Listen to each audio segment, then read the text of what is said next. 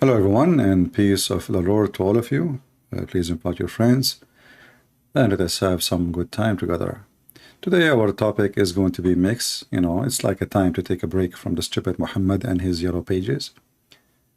Before we start, I want to say to the Abdul, who quote for me a verse from the Bible about a verse saying, let the one who is perish, was going to be perished, let him drink wine.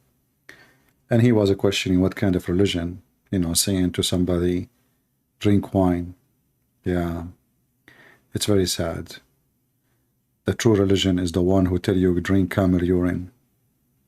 A stupid idiot. He is dying, he is sick, he is ill, so he will not feel his pain. Don't your doctor give you morphine?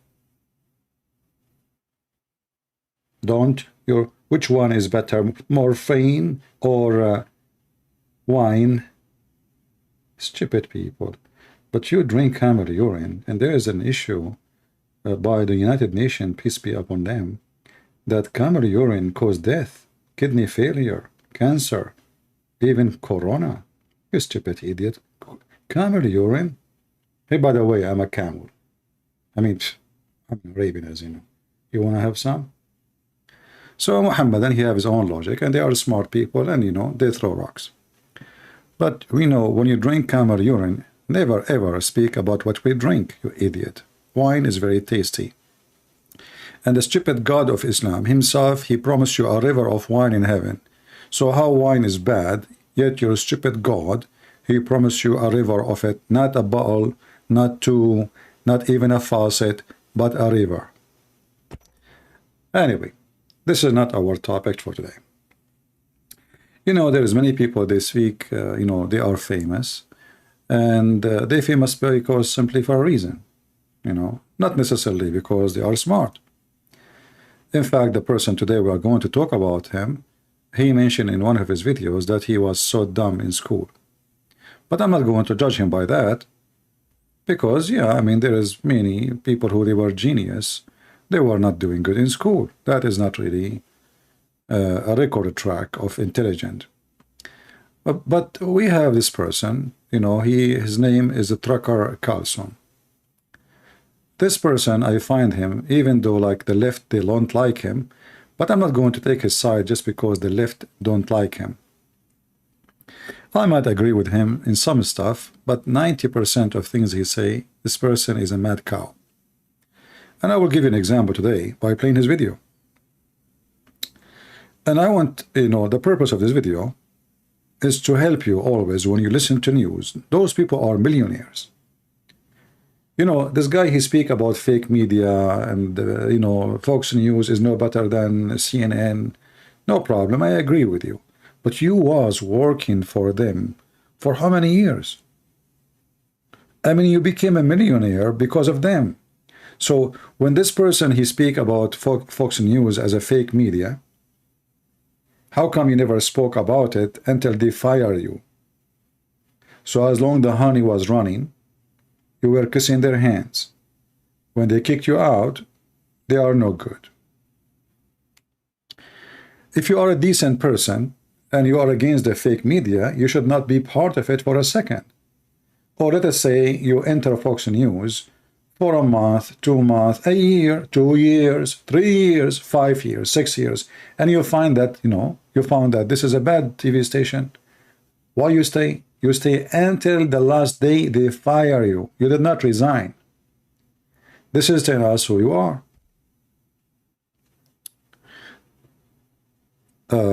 In the same time, as long all media is fake media, aren't you a media too?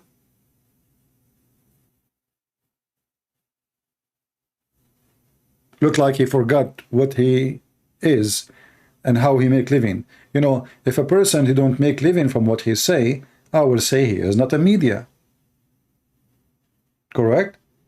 If this is a person who don't own a show program and he paid millions every month, not thousands, not 100,000, not those people, they get a charge, they pay them by hour, millions. And I'm not exaggerating. So if you are against the media, who are you? Aren't you a media? So today we are going to listen to this idiot, and we will laugh together. And you know, you don't, you know, I mean, this guy is famous. Compared to him, I'm no one compared to how famous he is and how unfamous I am, right? But just use your logic. Don't listen to me, don't listen to him. Listen to your mind. Listen to your thinking. Just think about what he say. So we will play what he say and let us see. Hey, it's Tucker Carlson. This morning it looks like somebody blew up the Kakhovka Dam in southern Ukraine. The rushing wall of water wiped out entire villages, destroyed a critical hydropower. Did you hear what he said? The Russian wall of water. I mean, do you see he talk about the fake media? This is a dam in Ukraine, you stupid. What Russian? Let me play it again. Maybe I did not hear it. Hey, it's Tucker Carlson. This morning it looks like somebody blew up the Kakhovka Dam in southern Ukraine. Yeah. The rushing wall of water wiped out entire villages. See? The Russian wall of water. Did you hear it? The Russian wall of water. So the dam is a Russian dam. And it's a wall. Sound like this guy, he was watching Muhammad reading the Qur'an. I mean, the first 2 seconds of your video is a fraud. For this is not Russian wall, and it is not Russian land. And what else? Destroyed a critical hydropower plant, and as of tonight, puts the largest nuclear reactor in Europe in danger of melting. See? The biggest, he just mentioned, that will make the biggest, you know, like a nuclear facility in Europe to explode. Take a note. But where is this facility is located? In Ukraine. But look what he will say after. Down. So if this was intentional, it was not a military tactic, it was an act of terrorism. The question is, who did it? Well, let's see. The Kakhovka Dam was effectively Russian. It was built by the Russian government. It's effectively Russian. It's built by the Russian. He's talking about the Soviet Union. Do you see the stupidity? Do you see the stupidity? Do you see the lies of this person? So this dam built by the Soviet Union, those are the Russian. Russia. No dignity, no honesty, fraud. I mean, you are just a little cockroach.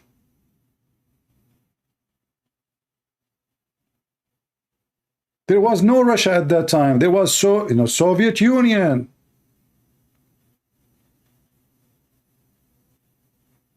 And no, it's not the Russian who built it. It was the Ukrainian, you stupid.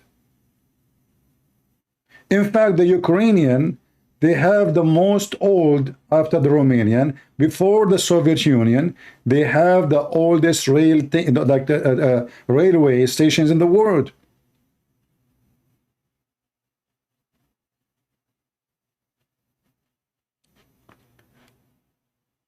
They lie with no dignity. I mean, you know, this guy, he have a lot of people who listen to him, and they take what he say. American are naive people.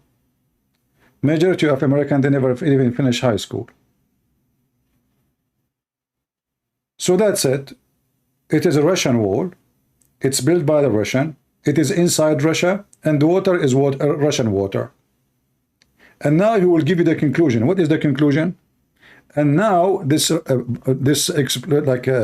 explosion is going to affect a nuclear facility. It might cause a disaster and the death of millions and millions of people in Ukraine first. But who we will blame? Listen to the trucker boy. It currently sits in Russian-controlled territory.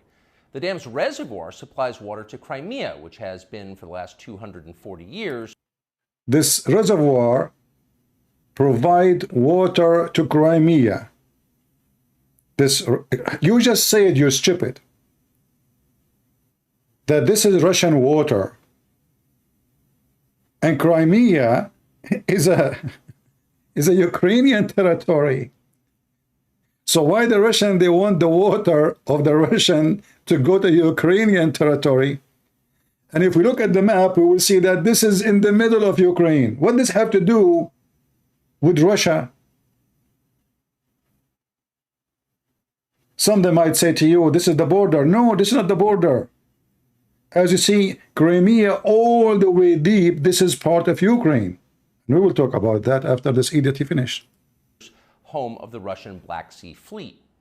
Blowing up the dam may be bad for Ukraine, but it hurts Russia more. For precisely that reason, the Ukrainian government has considered destroying it. In December, the Washington Post quoted a Ukrainian general saying his men had fired American-made rockets at the dam's floodgate as a test strike. Okay. So really, once the facts start coming in, it becomes much less of a... Why you don't place for us the general saying that so we can hear with you? And did he throw a rocket because the Russian, they were there at that time? mystery what might have happened to the dam. Russian water? Oh, Russian water, not Russian water. Okay, the Russian water. No, he said Russian. He said Russian wall. Russian wall, Russian dam, built by the Russian. Any fair person would conclude that the Ukrainians probably blew it up. I will stop here and show you how son of Muta this man is. Let us say those people really, they blow the dam. Damn you.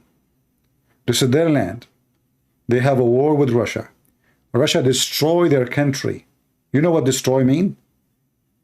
The country is demolished. And let us say, for the sake of argument, is part of a tactic to disturb the enemy, to do something to the enemy. Why, you filthy son of a whore, playing with the blood of nations? Those people are under invasion. It's not them who is invading Russia.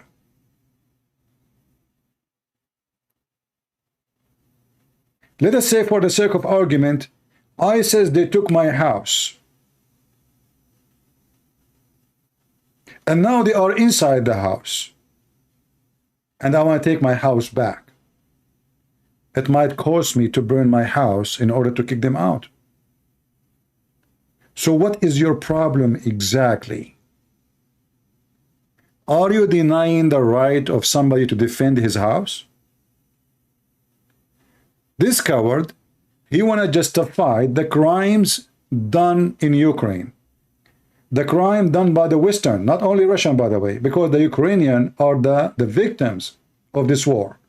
The victim of America, the victim of Carlson and people like him, who ignite hatred against the Ukrainian.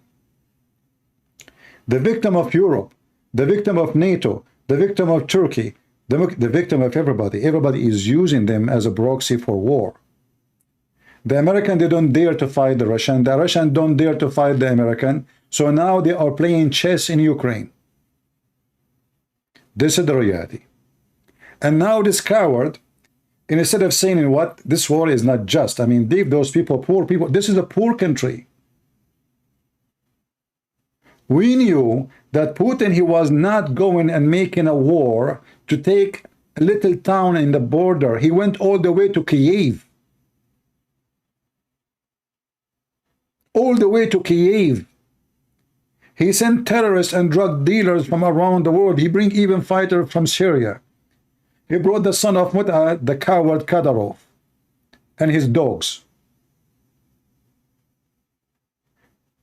At that moment, every single son of Muta in the West left the Ukrainian alone. They washed their hands from them. The American closed their embassy. The English, they ran away. The president of France, he was like a yo-yo going between. Supposedly he's doing good, but the fact he was inviting Putin to do more harm because he showed him that we Western are really scared of your invasion. We will do nothing. Biden, he made it clear, whatever Russians do, we will not be involved. So they are the one who invited the Russian. And then they left the Ukrainian die. And even now, when they give them weapon, they give them the cheapest, the lowest, the useless. After more than a year and a half, now His Majesty Biden agreed to give them an old version of F-16.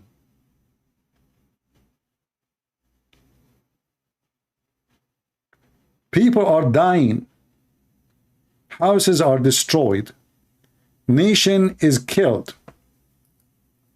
And Tucker, coward, he want to share the truth with you. Why not? He don't have a house there. His mama, she don't live there. None of his kids are there. So let Ukraine get burned. Who care? And the Ukrainian are the bad people. And look, they burn their cities. You see how crazy they are? Why? Because they don't obey the beast. This is the idea of this filthy Carlson. If you should obey the beast. He said that actually in the video. He said that 1 million times. So now any country consider themselves superpower, invade the neighbor. And to avoid the beast, give him your land. Just give it up. Otherwise he will burn you. That's what he's saying. And instead of taking side with the poor, and millions of people, they became homeless, he's taking side with the invader.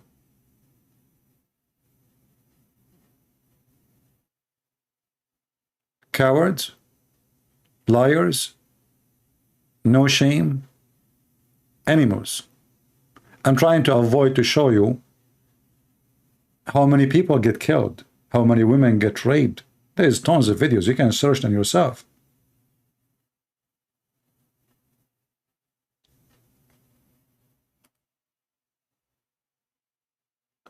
Somebody's saying, just to show you how stupid people are and how dishonest. Crimea is a Russian territory. Well, my friend, you are stupid like your Putin, and I will tell you why. Because Crimea, when Putin was a president for many years, was in Ukraine hand, and Putin, he came to visit Ukraine, and he welcomed Zelensky in his palace too. And he never said to him, hey, I want Crimea from you. Do you know that? And your stupid Putin, he opened an embassy for Russia in in Crimea itself. They have a consultant. So how this is your land, and how this is belong to you, and then how come you never mentioned that it's yours all those years?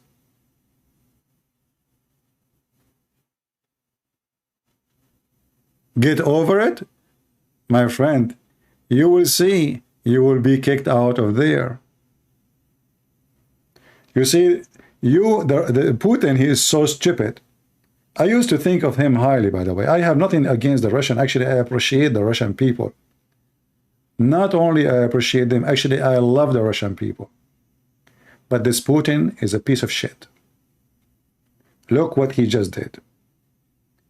He was afraid, according to him, that Ukraine will join the NATO. Guess what happened?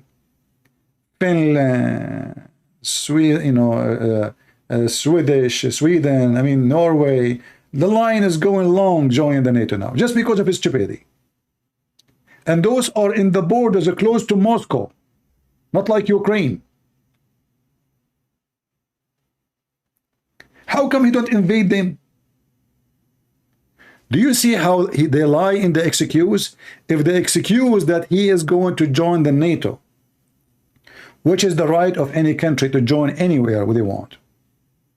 You are not their dad. They are independent land. Have, you know, this Ukraine is a huge country. It's not a small town. They can decide for themselves where to go.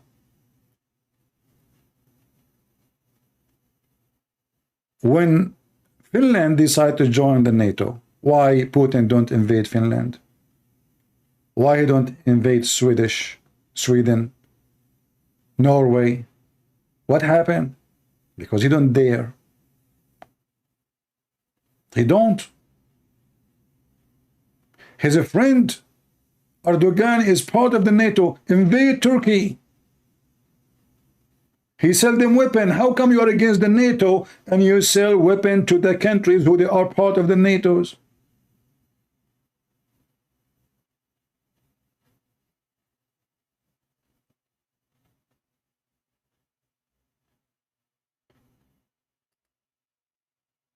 And as long you are asking for a Crimea, as you claim this is yours, what about you go and take Alaska? And now this is come back, he is saying Crimea was the center of base for the Marines of the Russian for the last 250 years. So what do you mean?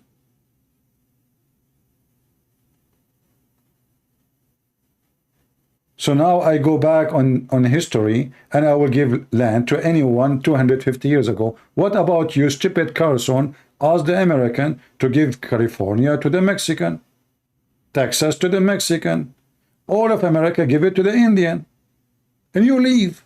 You and me, we leave.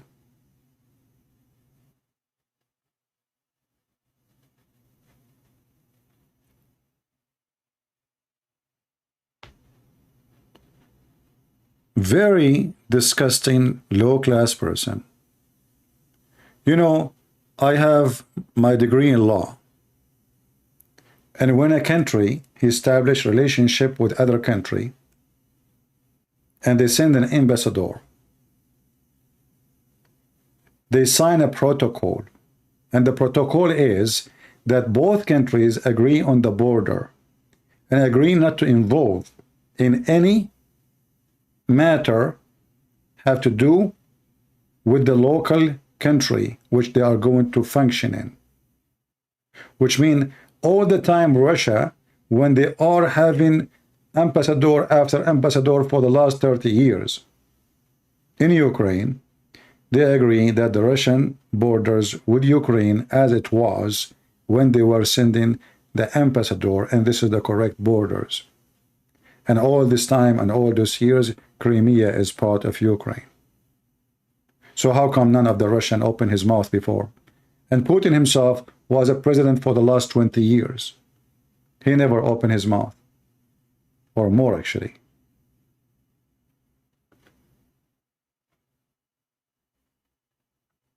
This person,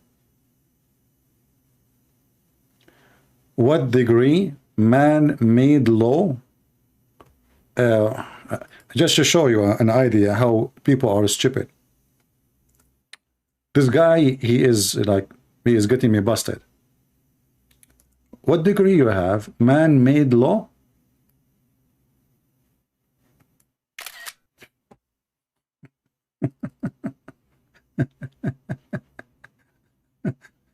I think this guy, he live in the jungle and he don't obey any law. And if a policeman, he stop him, he shoot him. And if the tax collector come to his door, he shit on him. And he's asking me, what law? Man-made law. Look like this guy, he live free. You know? Yeah. No, you are not following God, and you cannot follow God when it's come to daily basis life, because simply God, he did not involve in those things to follow God. You are stupid. Did God put a traffic light for you? Did God put the tax law for you? Did God, he says to you what to do when, call 911 or to sue somebody? You are mentally ill, my friend. We don't have time for stupidity. He followed God law. Which law? What in your life is God law? The traffic, the tax, the election, the voting, the passport, the ID, the citizenship. This is God law now. You know, some people, they come here and they want to show you that they are religious. They follow God law only. Yeah, and when you want to divorce your wife, you go to the court of California. And the judge is an atheist. Right? And you follow God law only, brother. When I say stupidity is amazing, I have my reason. Now we continue with this idiot a little bit more. Just as you would assume they blew up Nord Stream, the Russian natural gas pipeline, last fall. So what? Let us say they are the one who blow Nord Stream. They are at war with the Russian, you donkey. I mean, do you see how stupid the logic of this guy? It doesn't matter what happened. He wanna blame the Ukraine. In all the last, since the war started until now, he did not say one single thing negative about the Russian. It looked like the Russian and Putin, they are angels. And all the Ukrainians are evil.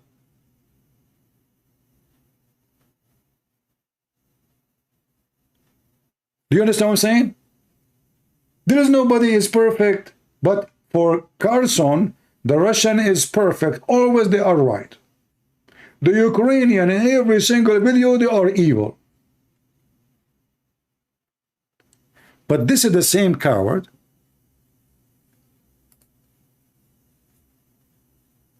he said, well, you know, if the Ukrainians are not doing what they are doing, getting close to the NATO, the Russian, they will not invade them.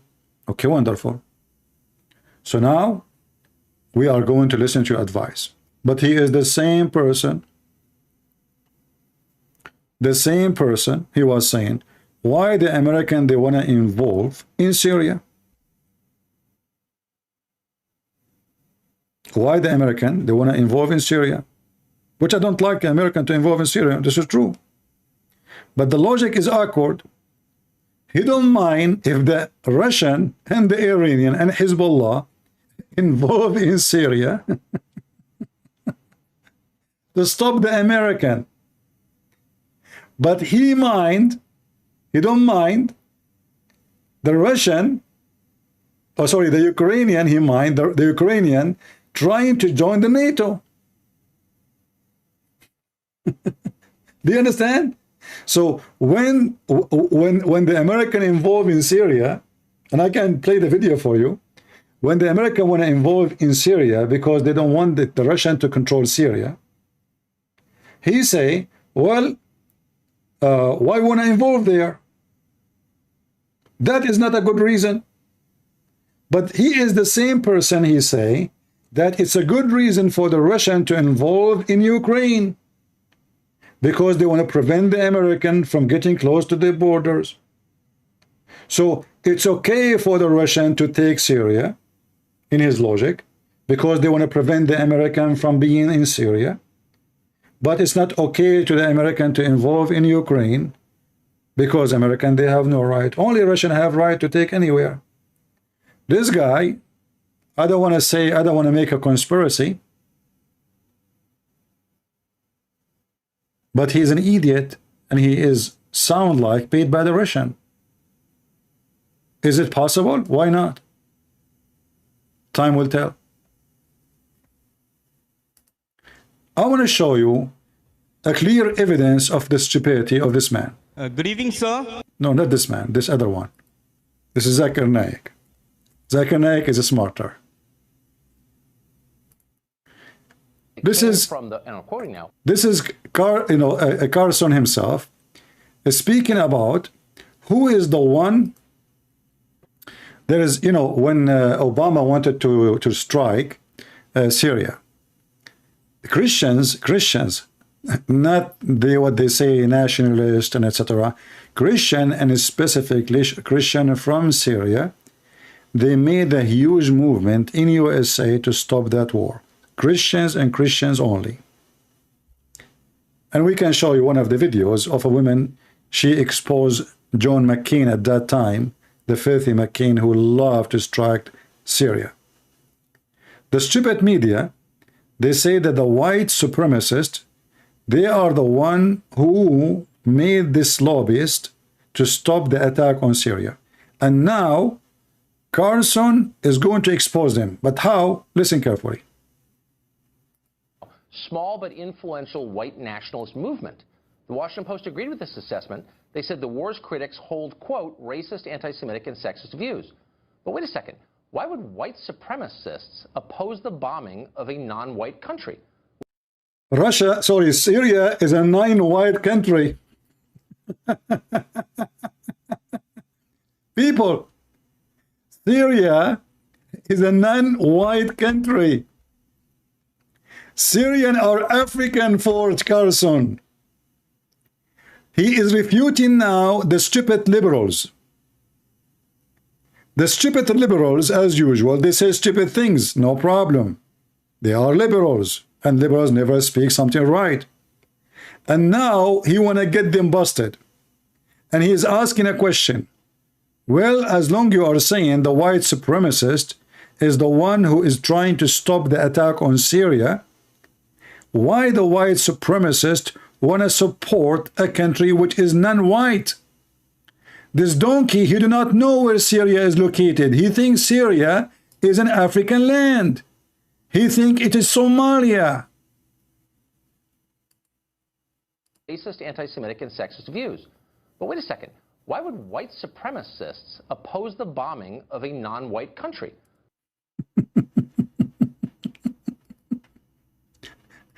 This is the one you want to take your news from? You think Syria is non-white country? Let us see how Syrian people look like.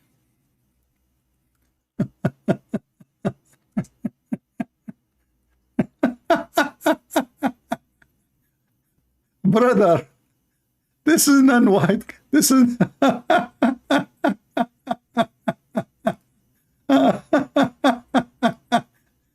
I mean, you will die laughing, man. Those people are really...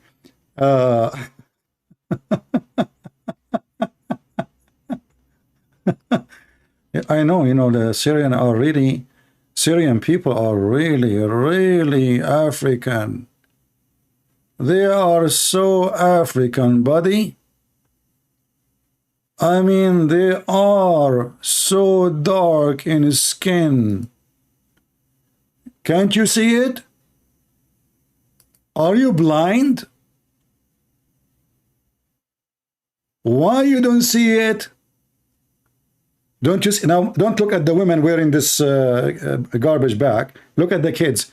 Can't you tell that those Syrians are really non-white people? My friend,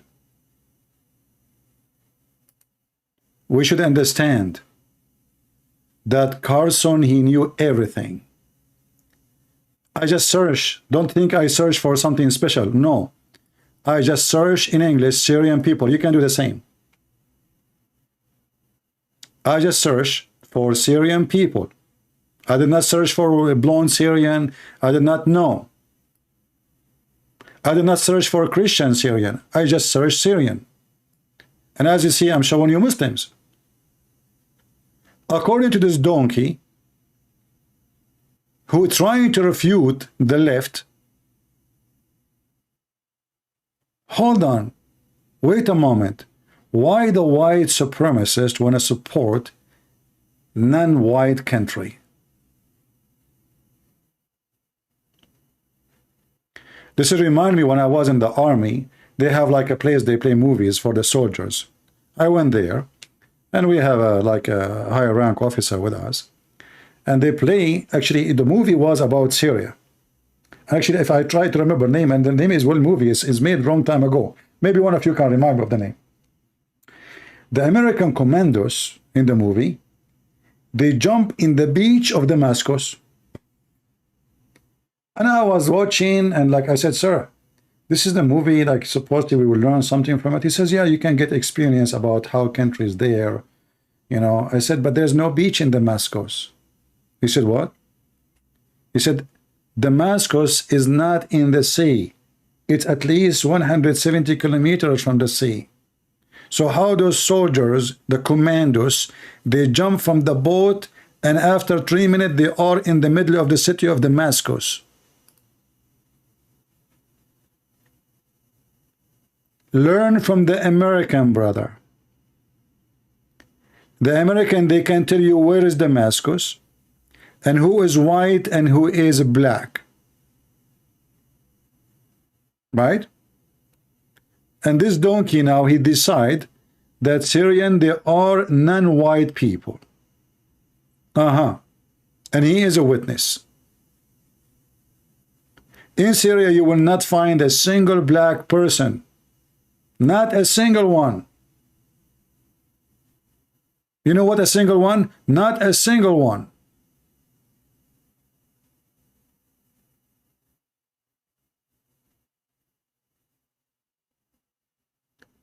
Those people, they have no shame. They lie to everybody. And, you know, when you are famous, people believe you. He is in control of the show. And remember, he is against the liberals. But you are not less stupid than them. You are so dumb, so stupid. Did you even try to search about ethnic groups in Syria for 2 seconds? Will take you 2 seconds in Google.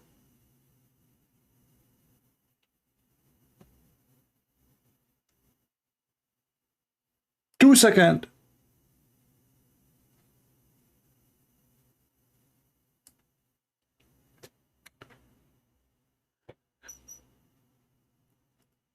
I don't want to spend more time with this donkey. I think you get my idea. None of those Americans, they care really for any country. Sadly, all of them, they are buying you and selling you. If you are American or not, they don't care for you. This guy, he make millions every year. And as you see, he feed in the blood and war.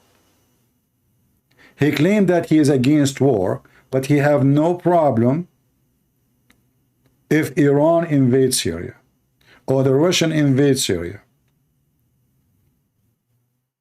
You have no problem. Not only that, actually, in one of his videos, he said, maybe I can find it, that he knew that the Assad is evil. He knew what? The Assad is evil. But he's asking a question about why you want to change an evil regime. But he is the same one saying the Russians, they have the right to change the evil regime of Ukraine.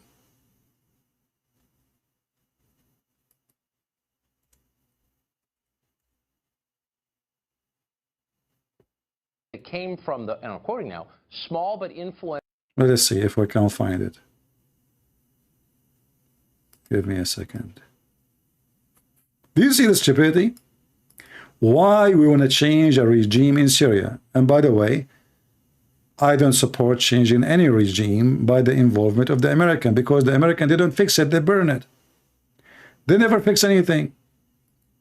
And always they support the wrong side. The regime in Syria is 1,000 times better than those so-called rebels. Those rebels are nothing but terrorists, and they are not our friends. They burned churches, they were killing Christians. The Assad did not kill Christians. In fact, there's a huge part of the Christians, they fought with the Assad. In fact, if not the Syrian Christians in Syria fought with the Assad lost long time ago. They sacrificed thousands and thousands of fighters. Now, Carlson, who is against the war in Syria, he invites people who support war in Syria. And then he agrees with them in 99% of things they say. But everything they say in this video is a lie. His guest, everything he say in the video is a pure lie about Syria. Carlson, he shake his head. Yeah, right. You are right. Yeah. Have created a de facto division of labor on the ground where we go after Islamic State for them and they go after the more moderate opposition and wipe it out and create the moderate opposition. The one they call them liberals are the moderate. Who is the moderate? Those who slaughter the neck of 6-year-old kid because he's a Christian, or because he's a Shia, or because he is a Alawi. Those are the moderate, the friends of America. Those are the friends of America who the stupid Trudeau opened the border for them in Canada. The moderate. When you hear the word moderate, what do you think? Let me show you the moderate. I will do a little bit search about the moderate Syrian rebels. The moderate.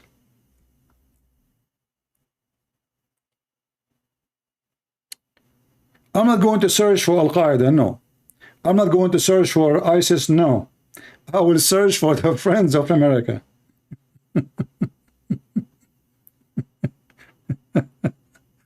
The moderate.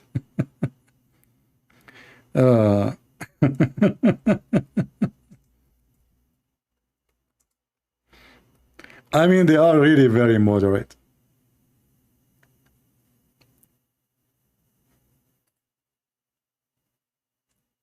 Brother, I cannot even show you, like most of the videos until now, I'm scrolling down.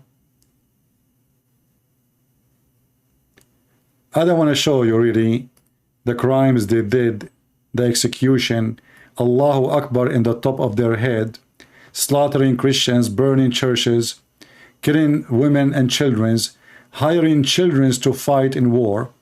And those are the moderate. And this is their enemy. And he is non-white.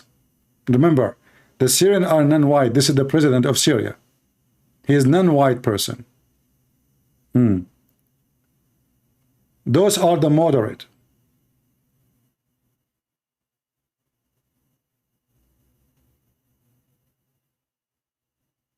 All of them. And look, the American gave them weapon. They gave them the most expensive weapon. Obama, he armed them. He gave them $500 million. Those terrorists, the moderates. I don't want to search for. Look, you see those things? Is blocked in YouTube because there is a lot of violence there. They are the moderate, brother. The moderate. Yeah. No comment.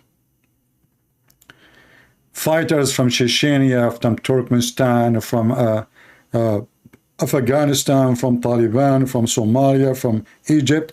Those are the Syrian rebels. You know, especially the fighters of the Muslims Brotherhood. Going back to the video, you will see Carlson, he agree with this man that the Assad is evil, and those are moderate people, and they are fighting for freedom. But why shouldn't we be supporting or rooting for the Assad regime too? Yes, it's evil. But relatively speaking, it's not the most evil group in Syria by a long shot, maybe one of the least, and it's also, again, relatively speaking, a rational actor. You can kind of predict what the Assad people will do because they don't want to die, in contrast to ISIS. So why is it unthinkable that we would, in the end, be rooting for them to reestablish control over that country and stop the hemorrhaging of refugees into Europe, for example? Here you see the double standard. In the whole video, he was agreeing with the guy, and now he's saying, why want to do that? Why we don't root with the Syrian regime in order to make a stability? Wonderful. So why you don't want to root with the Ukrainian regime if they are evil as you claim to make a stability? How come the American, they should not involve, they should support the evil one, not to go against him for the benefit? There's a benefit of supporting someone evil. That's what he's saying. So he don't mind supporting someone evil in his standard, as long as there's a benefit from supporting that evil. But he himself, he cannot support the Ukrainian in any way, in any mean. He supports always the Russian. And the Russian are not the weak one. And the Russian are the invader. And he was asking why you should involve there. But he is the one saying, the Russian, they have the right to involve there. The American, they have no right to involve there. The Russian, they have to involve everywhere. They have the right. This guy is a Russian agent. He just supports whatever the Russian they say. He is just a media person, a media stand chair for the Russian regime. Never ever spoke one time against Putin. If we take him right now and he live in Moscow, can he say one negative thing about Putin? No. No. He will be in jail. Putin, he have long list of accusation to anyone say something against him. Security, they accuse you of security. Local disturbance. Spy agent to foreign country. Unregistered agent of journalist for foreign country. Receiving donation from foreign country. There's millions of accusations they are ready to put you in jail.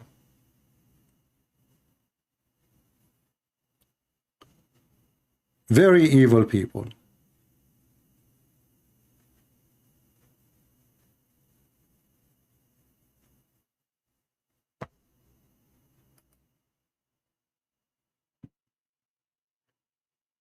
I say,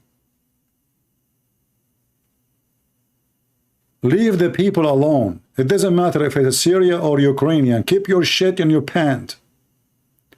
Those Americans, they consider playing with the soul and the life of other countries as a game.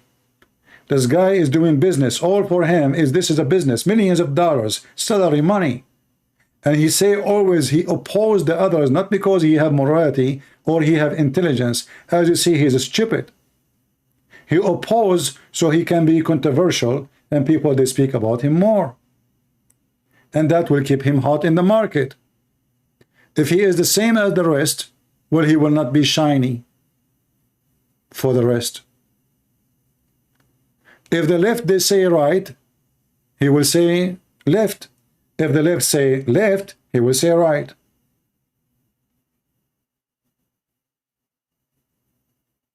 If the left they say let us support Russian, I assure you maybe, he will switch, he say let us support Ukrainian. This person is just to oppose.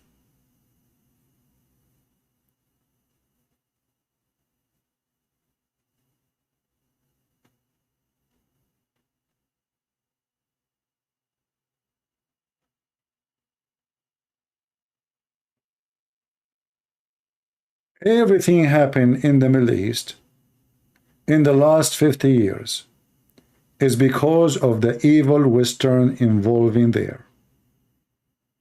Who is supporting the terrorists in Saudi Arabia? You know the name. Who supported Osama bin Laden? You know the name. Osama bin Laden himself, he was trained by the CIA. Even American newspapers, famous ones in USA, they publish article about him as a hero.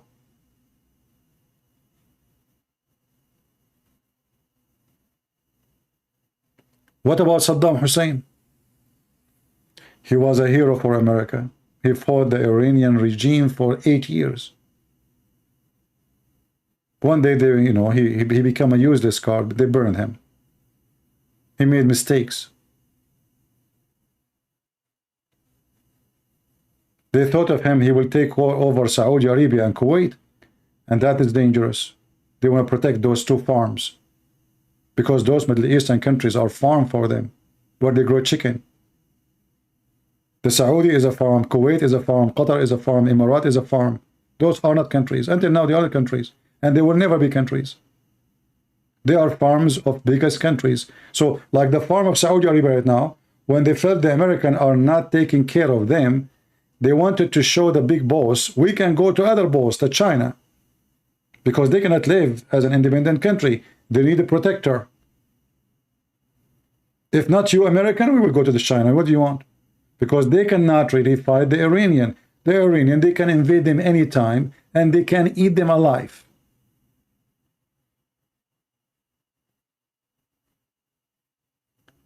All those countries are farms. Jordan is a farm. In fact, because the Syrian regime don't want to be a farm for them, they decide to destroy it. He opposes. He don't want to be their toy. If you go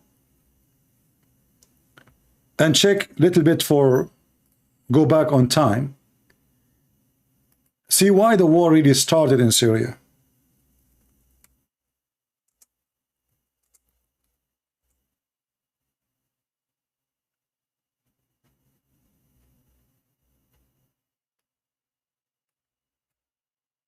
Many years ago, around 2008, 2007, the NATO and European Union, they wanted the Syrian to accept to run a pipeline from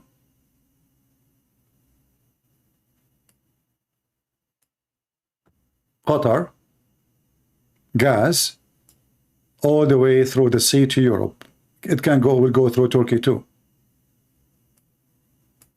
Big project. And Iraq is totally under the control of American until now, actually. I mean, the government of Iraq, until now, they are controlled by the American. So the pipeline will go all the way from Qatar and will run all the way through Syria, and then will go to Turkey and then go to Europe. It might be a long line. Trust me, they are running long line from Russia too. All the purpose of this to be independent from the control of the Russian gas, so they can have more secure gas coming to them. The Assad refused. Why he refused? Because simply he is a friend of the Russian. He will not do something will harm his friends. The whole purpose of this line is to get rid of the Russian gas and oil. That's it. It's not a secret. And when he refused to run the pipeline going through Syria all the way to Turkey, then to Europe, they cannot run it.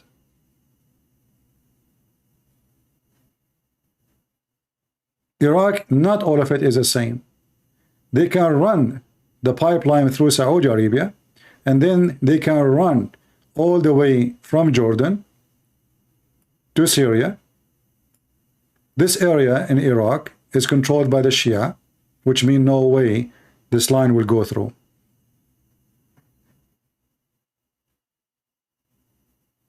He refused. So we need to change him. All of this have nothing to do with the human right. They don't care for a human right. What about, okay, we change the regime in Saudi Arabia? As we saw in Saudi Arabia, one of their terrorists, he went to the embassy in Turkey. He got in, he never get out. What they did to him? They butchered him, literally. They made him a ground beef. In Turkey. If they do that in Turkey, what they do in their land? If this is what they do in Turkey, in the Saudi embassy in Turkey, what they will do to someone who opposed them inside Saudi Arabia? What about Qatar? What about Emirat? All their friends are terrorists. What about Jordan? Name for me one country is a friend to the West. The most friendly ones are the most ugly ones. This guy in Syria, he is not their friend. He is a friend to the Russian. He gave the Russian 2 bases. One in the sea, and one is close to the Turkish border. They could not take it. That is dangerous. The Russian now, not only they have a big base, they have 2. And not only 2, they have a port. And not only they have a port, they have a strategic supply depot in Syria, which means they have oil anytime, they have a fuel, they have missiles, they have all kind of strategic support in the case of real war. And they are so close to Europe and so close to Turkey.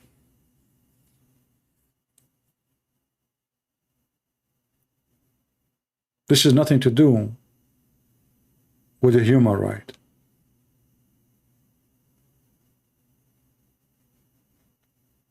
The Western always they destroy countries,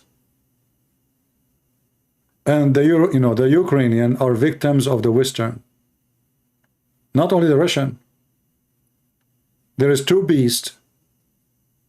If your country is delicious, that does not mean really you are lucky. It's the opposite. The more delicious it is, the more everyone want to take a bite from it. So Russia want to take the country. Iran want to take the country. The West want to take the country.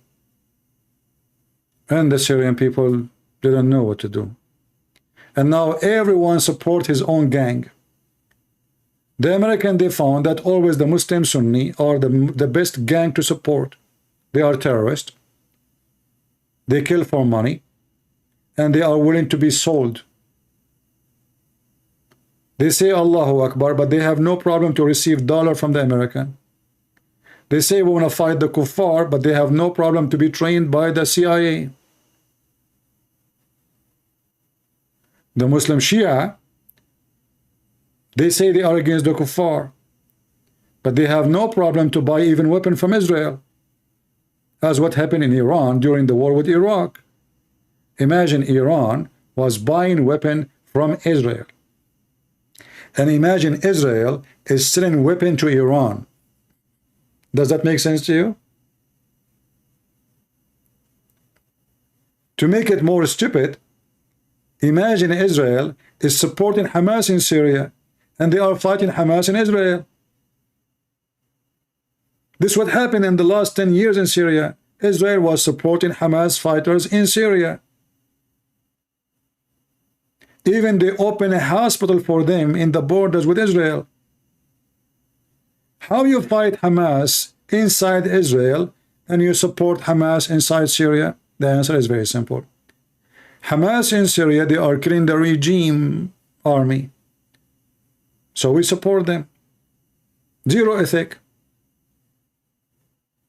The terrorists in Syria, they are killing the Christians, they are killing the Assad army, they are killing the government official, they are burning the country. This is our enemy. So we support them. If you don't believe me, you can go and search right now Netanyahu. He opened a hospital. This is scumbag Netanyahu. He opened a hospital for those terrorists in the borders.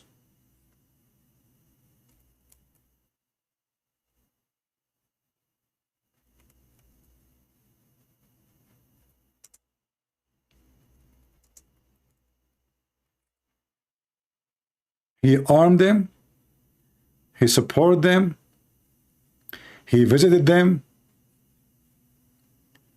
They are welcome in the borders of Israel. They are our friends, they are not our enemy. And when the Syrian regime actually tried to attack the terrorists, they run toward Israel, and the Israeli army right away sent shells against the Syrian army, so they cannot be killing the terrorists.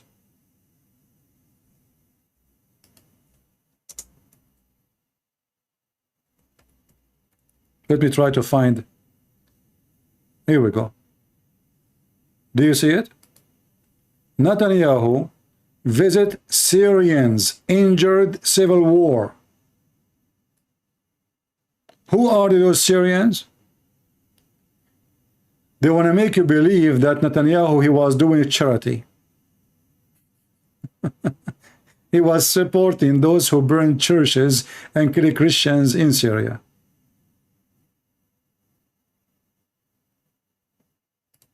Right?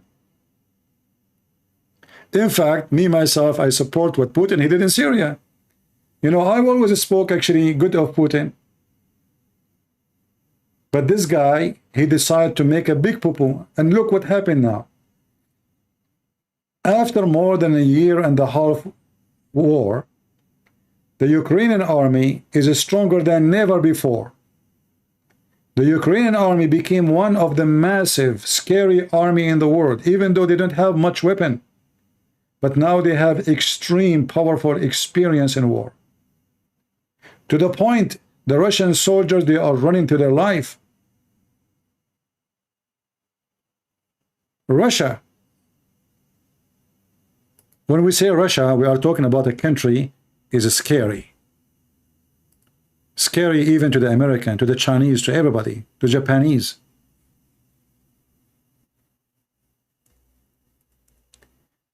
They spent 9 months trying to capture a little town in the size of a village.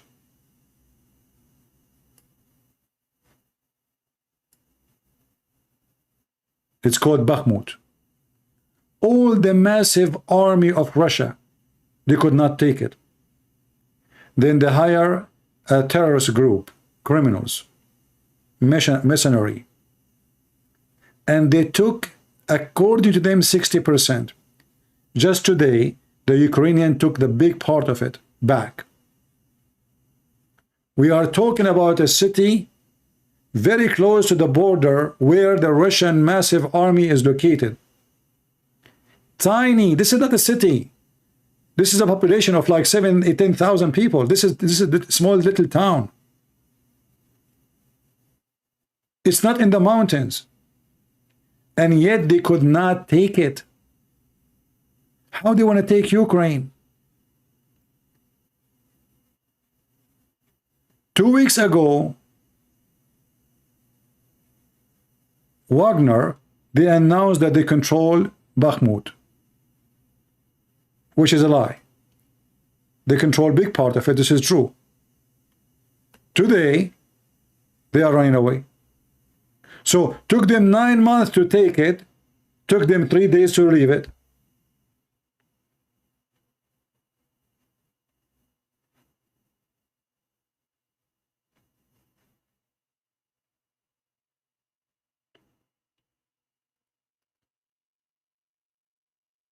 It was only Wagner. A guy is saying it was only Wagner. You forget that he brought Wagner because the Russian army could not take it. Why you want to hire people to take it if you can't take it? That is even more stupid excuse from the answer.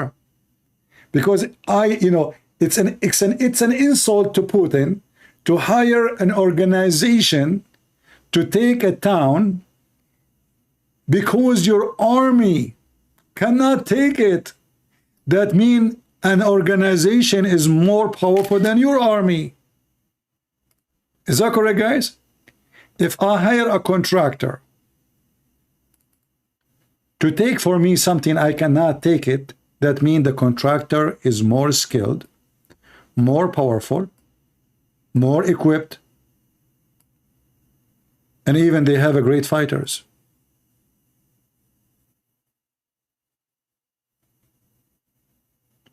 It's a shame. Imagine I hire a bunch of thieves and criminals, even they recruit them from jail. I can show you the video of the leader of Wagner going to prison and says, you want to join us? If you join us, we will free you from jail right now. They are taking prisoners, criminals, rapists. And they are proud about it, like Ali Dawa. So how in the world the army of Russia cannot take a small town, but they can take Syria? All of Syria. The answer is very simple.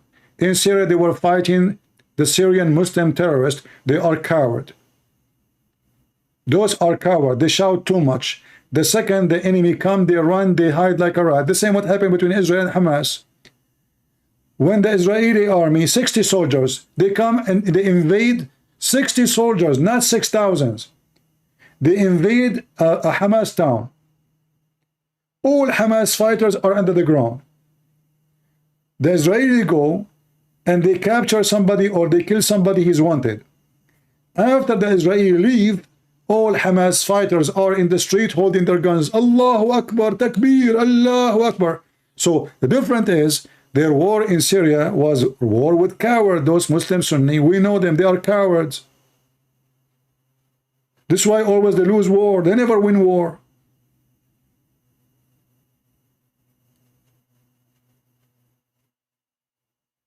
The war in Ukraine, they are fighting people defending their houses.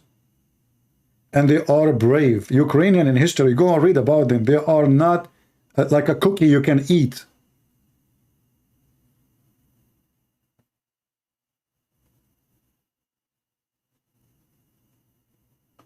Why you send your own people when you can buy other people?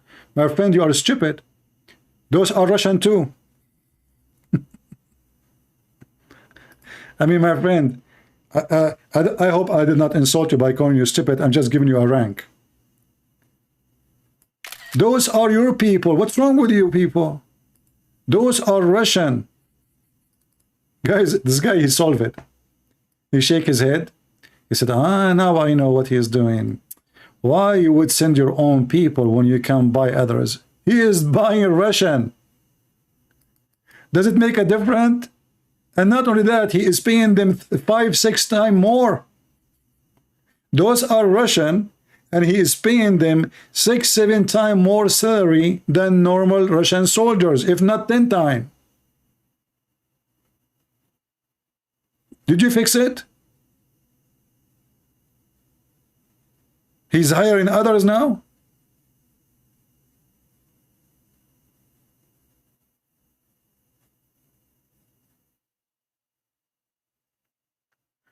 Ukrainian does not exist. I heard that before. I heard that Ukrainian, they are alien. In fact, my friend, Moscow was not built when Ukrainian were exist. You do not know history.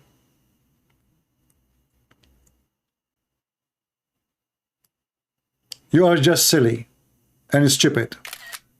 Guys, Ukrainian was not Ukrainian, they weren't exist. I heard that Ukrainian, they are people they bought from Amazon. You know, the Russian one, they said to themselves, we need Ukrainian. There's nobody here in Ukraine. So let us purchase some Ukrainian and bring them. And then suddenly we have a blonde, blue eyes people with blonde hair. Let us give them a name. Okay, you is Ukrainian. Ukrainian look at themselves. We are Ukrainian. The Russian, they said, yes. This is how we identify you from now on. Where is our grandfather? You don't have a grandfather. We just made you. You were never exist before. This is how silly, how stupid they are, you know, how they fabricate history. Suddenly Ukrainian, they are coming from the moon. They are alien. They never exist before. Suddenly they have kids and families. Suddenly they became 40, 50 millions. Suddenly, I mean, they does not exist, brother. They are not exist.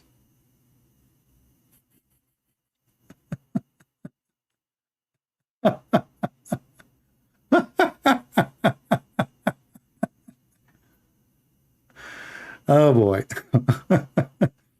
And you know, this is what the Muslim they say, the Israeli they were not exist before Israel. The same propaganda. But their Quran says the children of Israel. Oh boy. Anyway, you see, I'm not supporting anyone. I support only the one who is treated unjustly. If the Ukrainian, they are doing bad to Russia, I will support the Russian. Very simple. But you do not need to be genius if you have little decency that those millions of people, they lost their homes for nothing. For a madman, his name is Putin. Let us say those Ukrainians, they want to join the NATO. Who dare to invade Russia? All of us, we knew they don't. Because that will be the end of the world. Who dare? Get closer. Okay, get closer. Nobody can step for such a war. Nobody dare for it. And if somebody wanted dare, that means this is the end of the whole world.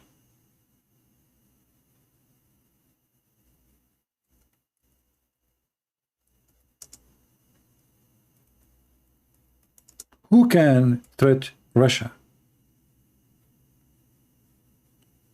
It's a big fat lie.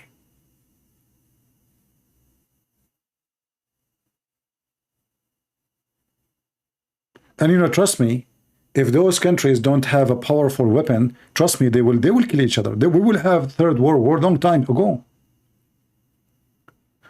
Because all what you need, just an evil president or king, he have a dreams to establish an empire. And this is what Putin is trying to do. He want to establish an empire. He want to get back all the country. He was able and successful to take back Islamic countries to be back of Russia, or control of Russia. Like what happened in Chechnya, the Chechen Republic.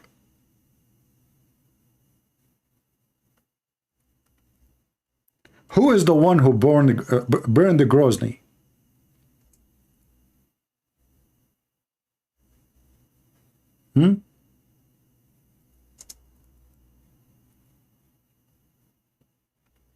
They burned the whole city. And the war took long time. Do you have short memory?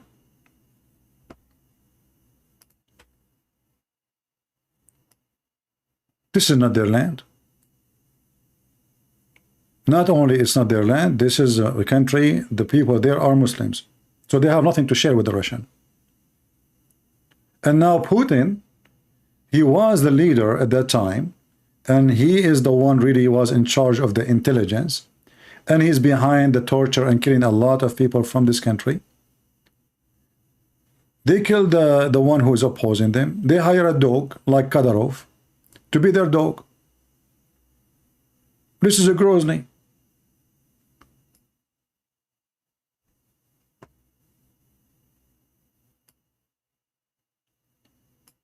At that time, those people, they are Muslims, they brought every single terrorist in the world to fight the Russian. But because they are coward, and they are not truly fighters, they betray each other, you know. There is something, the Muslim, they have a problem, big problem. The Muslims always untrustworthy. They betray each other. If you check the history of Islam, who is the one who killed every single caliphate after Muhammad? The Muslims. Who killed Muhammad? The Muslim, they confuse. Some they say Aisha and Hafsa, some they say a Jewish woman. So imagine Hafsa and Aisha, they killed Muhammad, which means Abu Bakr and Umar, they killed Muhammad. Who killed Uthman? Who killed all the caliphate? Muslims. War with Muslims is so easy because those people are for sale. Zero dignity. Their God is dollar. They don't worship God. When the American, they were looking for Saddam Hussein, and you are a citizen of Iraq, and you love this president, and the president, he make you your special guard. Then the special guard go to the American, take $25 million, and he bring the American, he says, this is Saddam Hussein. $25 million.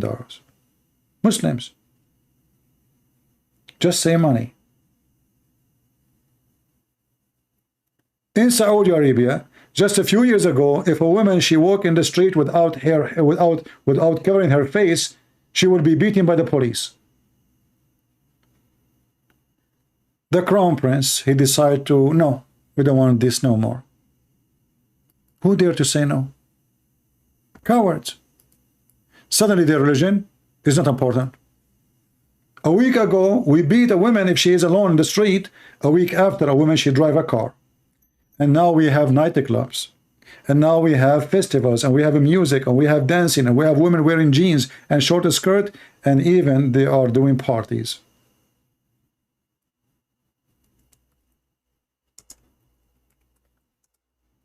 Why? Because they are cowards. Very simple. Who dare? They are not truly believers. They don't fight for the religion as they claim. This is Saudi Arabia today. Nightclubs. Men and women are dancing.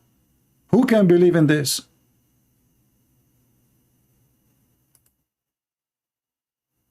Music. Music in Saudi Arabia. Halal nightclub.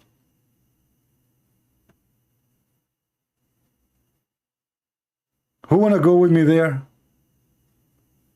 Those are the girls in the nightclub there.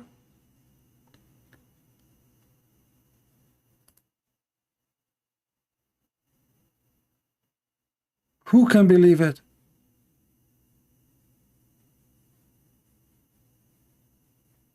How things can change so fast.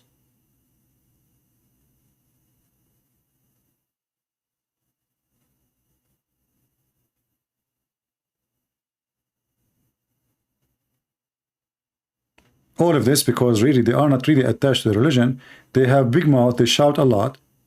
How many those people in YouTube, the Dawah team, they call themselves Dawah.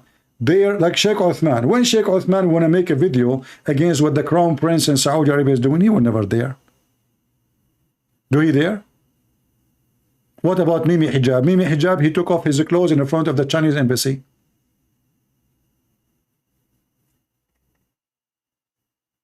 Saudi Arabia invite the Chinese president, and they brought every Muslim president to kiss his ass.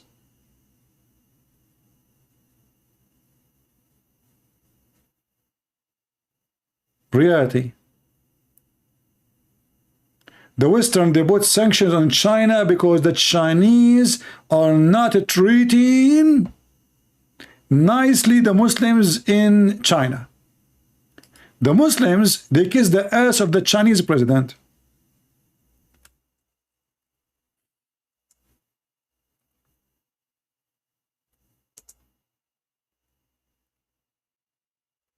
Do you see how the fraud work?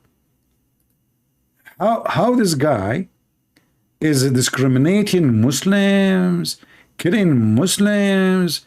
There's more than 1 million Muslim in jail, brother. Blah blah blah blah blah. And then all Muslim leaders, they come to kiss his ass literally, not metaphorically. And they sign billions of dollars deal.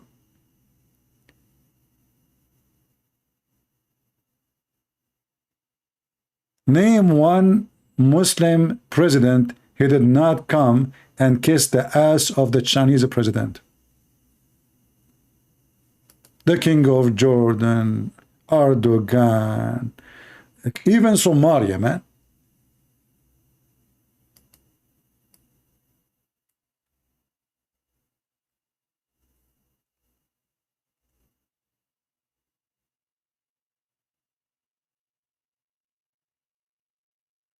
Let me show you some interesting picture.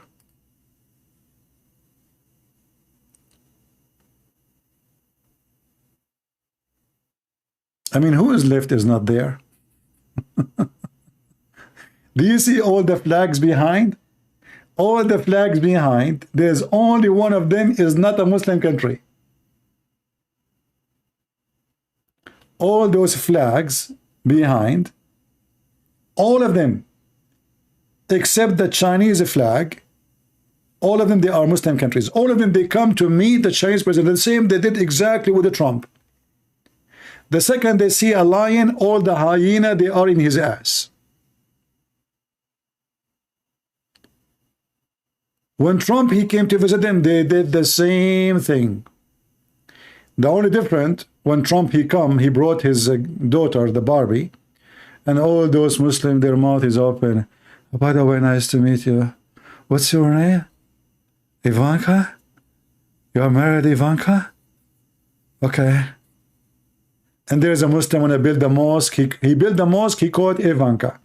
Other Muslim in Saudi Arabia, he offered Ivanka to marry him, even if she is married.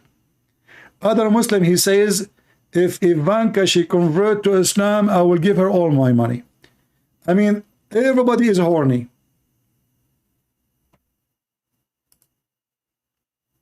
Actually, there's a video, if I play it for you, with dial-off-in. Everybody was busy speaking. Trump is speaking, the king is talking, and there's a bunch of Abdul, who they are Saudi royal family, supposedly.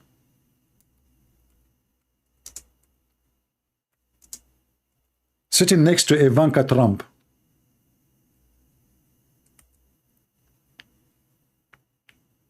Brother, this is the head of the intelligence, and he used to be the crown prince.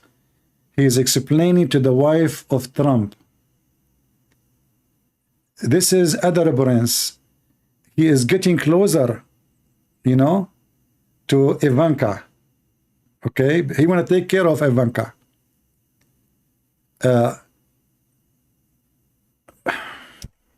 Drama.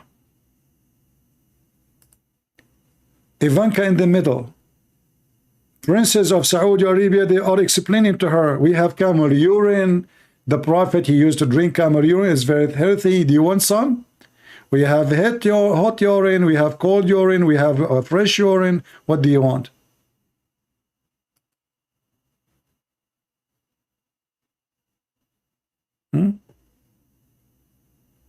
Yeah.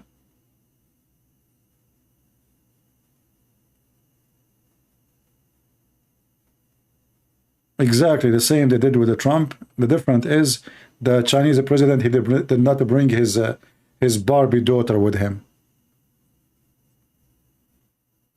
Yeah. I have a dirty mind. Hey, Muhammad, you see, a Muslim, he's saying to me, you have a dirty mind. Hey, Muhammad, when your God Allah, he says to you, when you go to heaven, you are going to F women, dahman, dahman. I will make the sound for you so you might understand.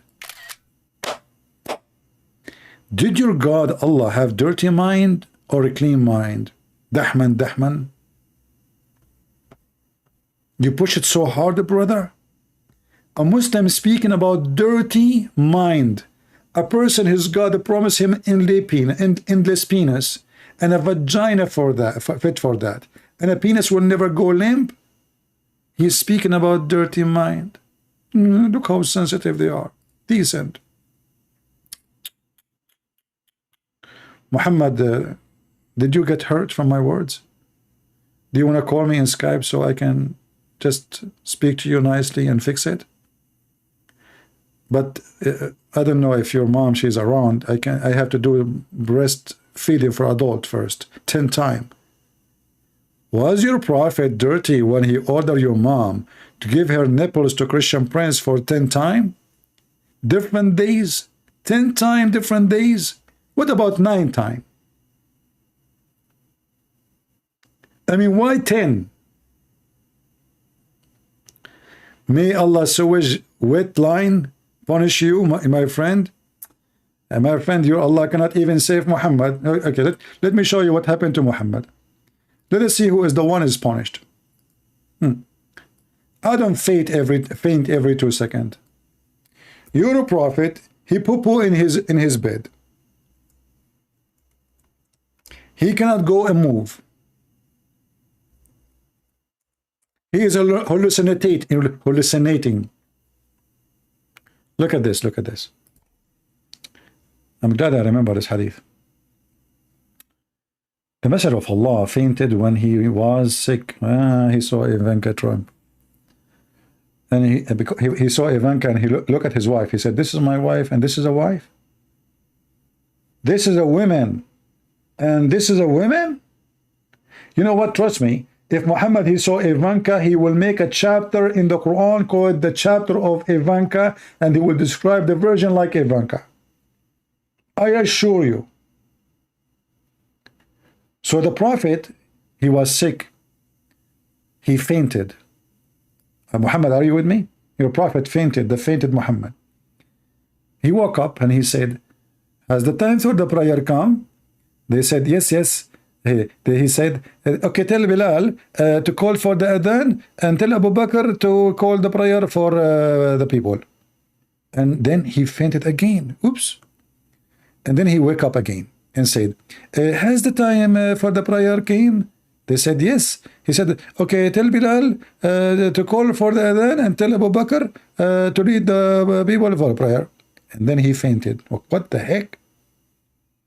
I wonder, was the socks of who around him? Do you think this is because of the socks of those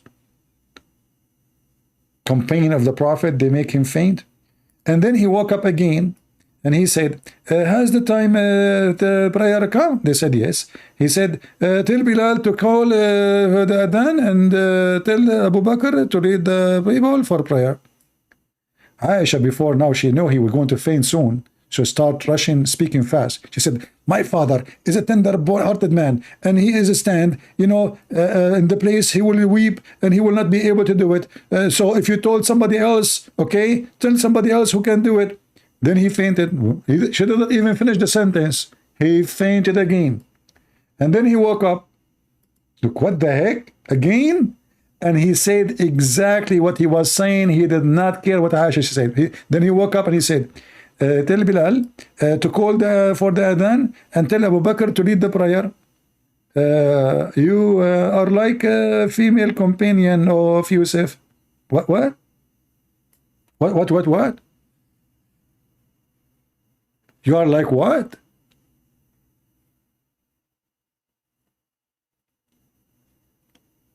He's saying you are like a female companion of Yusuf. To who? So Bilal was told to call for the adhan, and he did.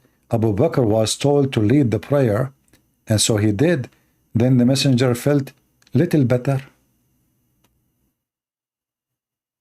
And then he needs somebody to lean on, so he leaned on me, Aisha said. This is your prophet. So how your God is punishing me and rewarding your prophet? Mr. Fainted. You see, I am a Christian prince. Your prophet is fainted prince. Was this a reward?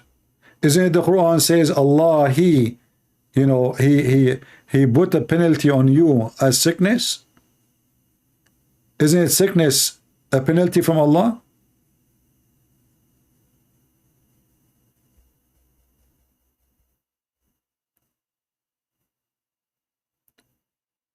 Anyway, it looks like today we don't have too many people here interested in the topic. Feel free to download the video. I just wanted to expose this guy. I mean, they make me sick, all of them, you know. They claim they are, before we finish. There is a senator. He's a Christian senator. His name is Ted Cruz.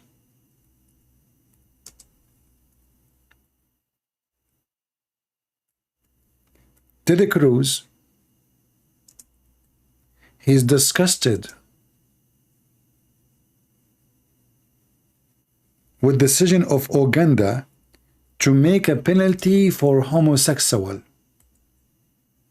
And he described that this is the most disgusting penalty. And then there's a Christian priest. He said to him, "You son of Muta, do you dare to say that the law which exists in the Old Testament is evil?"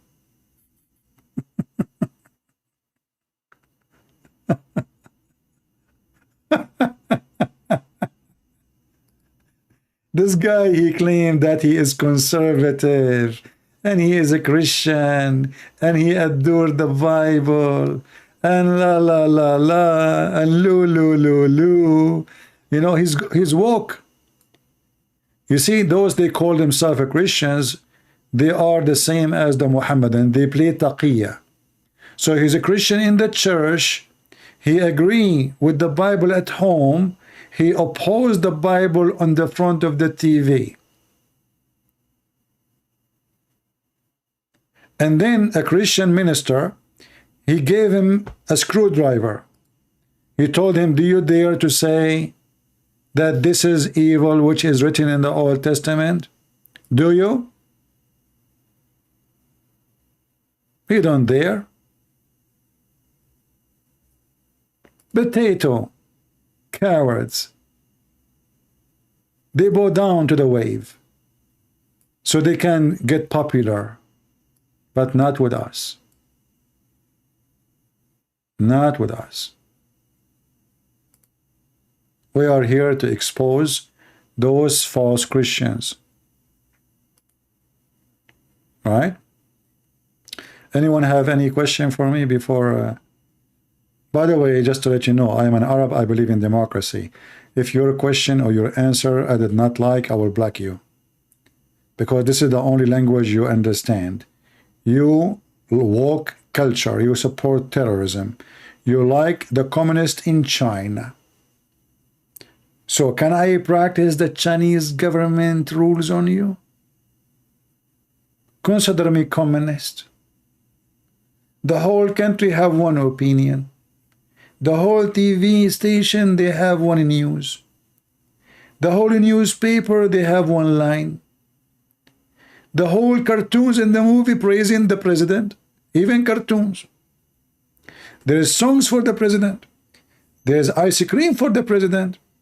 Even there is sex toys from the president, not to the him, no, from the president. What do you want more? So you support communist. Let us practice communist on you. And the funny is, those woke, they support communism and socialism, and their hero is Bernie Sanders. Hey, Bernie Sanders, how many million you have? Only $3 million, not much. I mean, look at them. They are so communist. Bernie Sanders, he is so poor. He is very communist. He have a big villa in California. He have a $3 million in the bank, and he have a couple of hundred of thousand every month income, because simply they are the best communist. Oh, what about the one who established the business or the organization called the Black Lives Matter? Guess what? She bought 2 villas in the area have white people only. I was wondering, the money donated to the Black Lives Matter was to prove a point, that she want to go and live in a big villa between the rich white people, so she can tell them there when they are drinking coffee in the morning in the club, in the golf club with the redhead people, to tell them, by the way, Black Lives Matter. And those people naive, they vote for them, they donate for them. You know, imagine like Obama, brother, Obama, where he live, go check his address. He live between the most rich white people, 0 black people there, only Obama and his mama.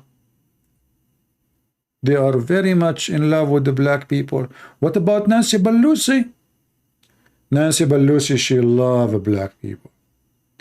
I mean, she cannot even spend one day without defending black people.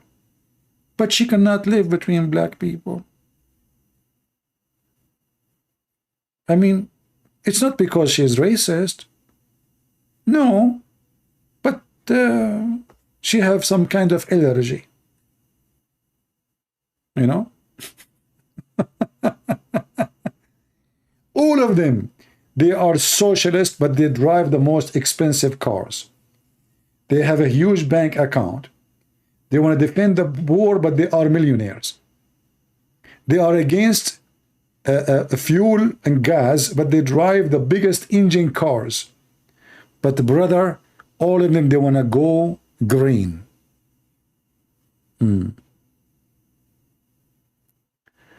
My friend, America has more gays. I don't know, Muhammad. You have to prove that for me, but I can show you that your prophet himself was a gay. So should we make him the boss for the gays in America? If I go right now, I will show you the most conservative Muslims.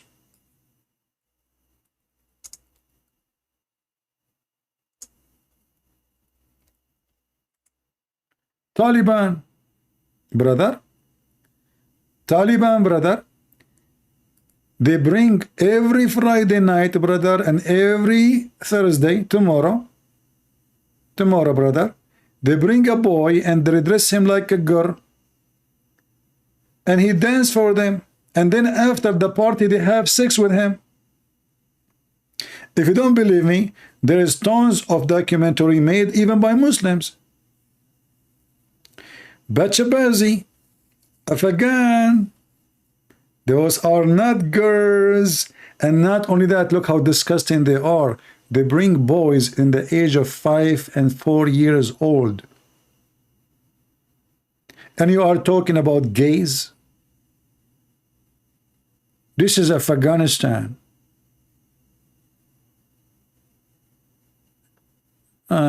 This guy is hugging a boy. The boy is dancing, brother. You want to watch it? Tell me, Muhammad. If you want to watch it, I'll play it for you. You want to watch it, brother? Look, this one is blocked. It's not good for my age. Bachabazi accused of telling soldiers to overlook Afghan abuse of boys.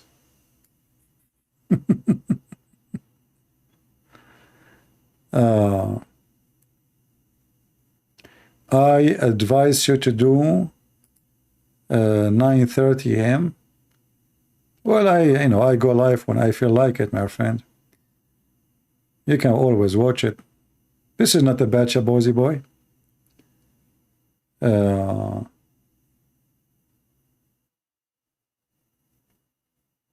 Look, little kids, disgusting people. And then they lecture you about homosexuality. I made, actually, I translated the video not long, many years ago, actually, from an official Islamic TV, Saudi Arabia. They said 30 to 40% of the population of Jeddah, they have sexual intercourse with a family member, boy or a girl, which means boy with the boy, or girl with the girl, or boy with the girl, which means brother and sister, brother and brother, sister and sister, or even a friend, family member.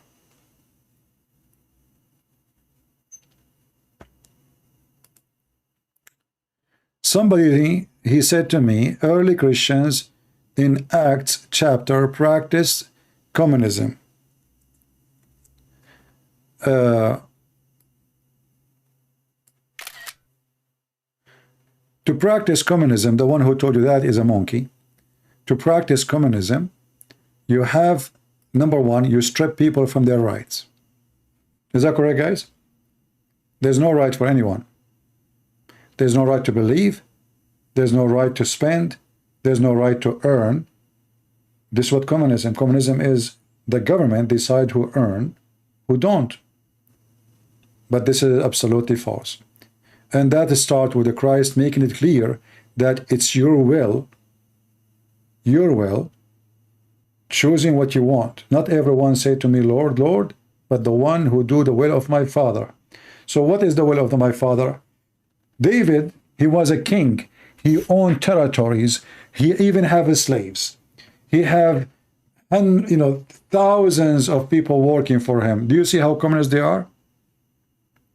Same as Solomon, same as every king after that. The disciple of Jesus, they were not rich, but they never promote communist teaching. That's false. They promote charity. Charity is against communism, because in the communists, they don't give it charity. They strip the one who have money and give it to someone supposedly he don't have money. This is in the paper. But in reality, they don't do that. The fact, the communist, the official, they take money from the one who is rich, supposedly, and they put it in their pocket. In Christianity, we have a charity, which is something you do willingly, not against your will. So whoever said that to you is a mentally stupid person. All of Christianity, actually, is based on charity. Jesus willingly, he gave himself. The disciple willingly, they gave their life. They gave their service. Even when we pray, we say our Father out of heaven, and we say forgive to us the same as we forgive to others. This is willingly. Even forgiveness is something willingly. Nobody forces us. So Christianity teaches you not to harm others and to forgive them, even those who harm you. So how we can be communist? But people, they say stupid things. And if you are stupid like them, you do not know how to answer them. Right? When the Jews, they asked Jesus about giving tax to Caesar. Do you guys remember what Jesus said? Give what to Caesar to Caesar. That is not a statement of a communist. Caesar is a king, not a socialist. Give to what to Caesar, He asked him to show the coins in his hand, and the coins have the image of Caesar. The Jewish are hypocrite. They are questioning if we should support Caesar, pay tax or not, yet they are using the currency of Caesar. The same as the Muslim today. They say they are against the kuffar, but they carry their passport and they carry their money. And they take an oath even to take citizenship, saying they want to, defend Caesar. All right?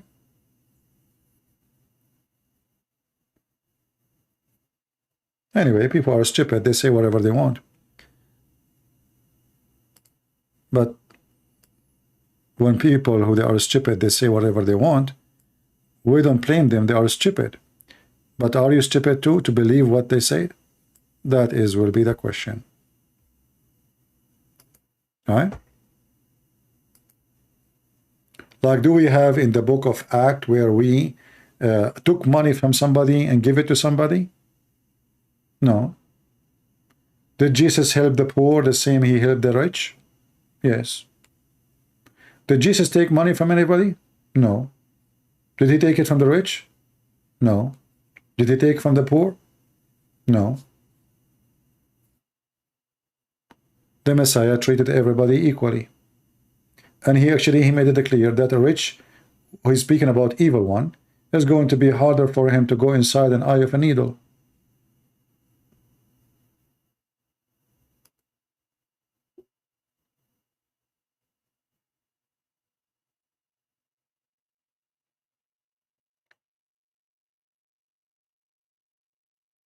Even the land rule, if it's against God, I'm not going to obey it. There's a limit of what we can obey for the land rule. If we have now a president, he said every citizen should be a gay from now on. Are we going to obey the land rule? No.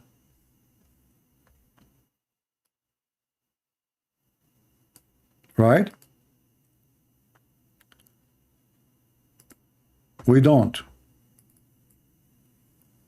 We obey governor rule only if the governor is not opposing God. The second he opposes God, I'm not going to obey him. So they have many laws in this country. It's against God. I'm not being obedient to it. This is their law. Nothing to do with me.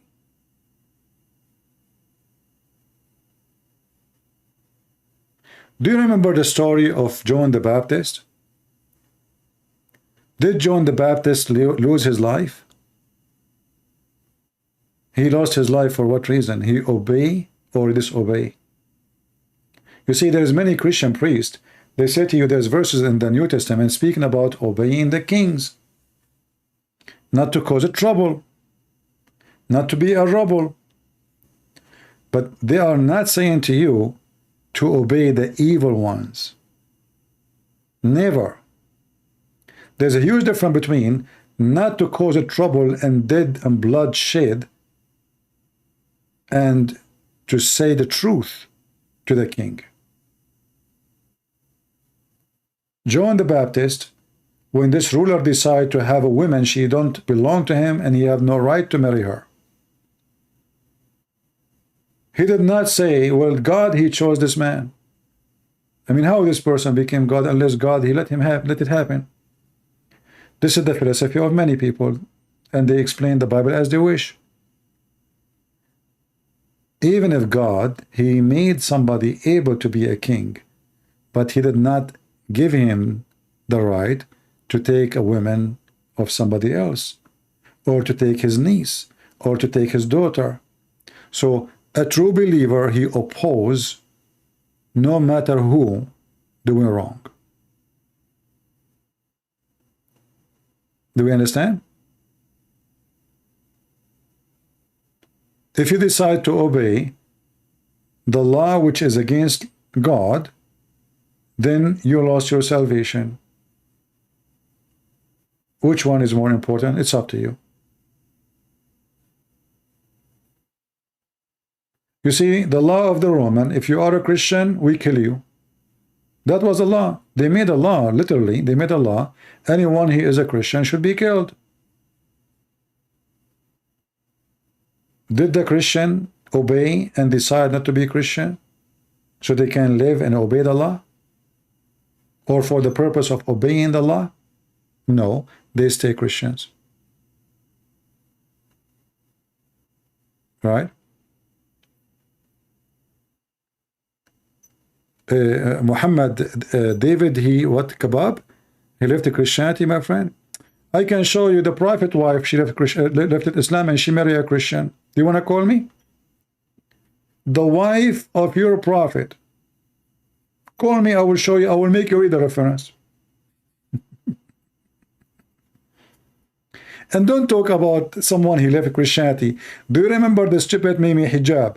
He invited someone, his name is Borat Rahman, and supposedly he thought if he invite him, this guy, he is going to expose Christianity. So he asked him, did Jesus was in the cross and he was killed?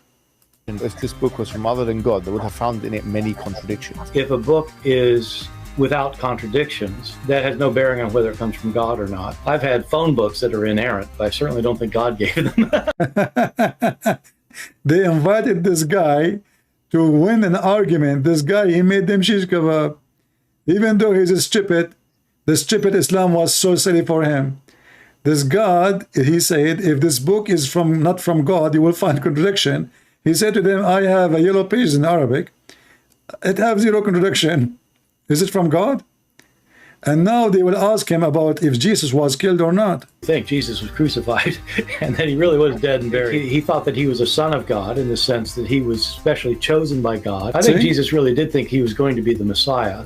See? So he gave Muhammad hijab a finger. He just told him that the Messiah is not the Messiah. But his prophet says the Messiah is the Messiah. Did you hear him saying he thought he is going to be the Messiah? He thought. And he said the Messiah was crucified. Muhammad said, no, was not. He said that the Messiah was buried. Muhammad, he said, no, he was not. And the stupid Mimi Hijab was doing what? Was shaking his head. Did you see it? This is supposedly an ex-Christian. And look how stupid this guy. If he just said he thought he will become the Messiah, that means you believe in the Messiah. How you claim to be an atheist? Because if you believe in the idea there is somebody, he is going to be the Messiah, then you are not an atheist. And he said word by word, Christ, he thought he would be the Messiah. He thought he would be the Messiah, which means he believed that the Messiah will come. I really do think Jesus was crucified and that he really was dead and buried. He thought that he was a son of God. And look how Mimi Hijab is shaking his head like a cat, you know? I mean, he brought this guy to get Christianity busted. This guy, in 2 sentences, he destroyed all of Muhammad's words. Do we have any Muhammadan? Okay, we don't have any. Feel free to download my video if you care. We will keep it there for maybe until tomorrow. And until we see you soon again, we say, may the Lord bless you.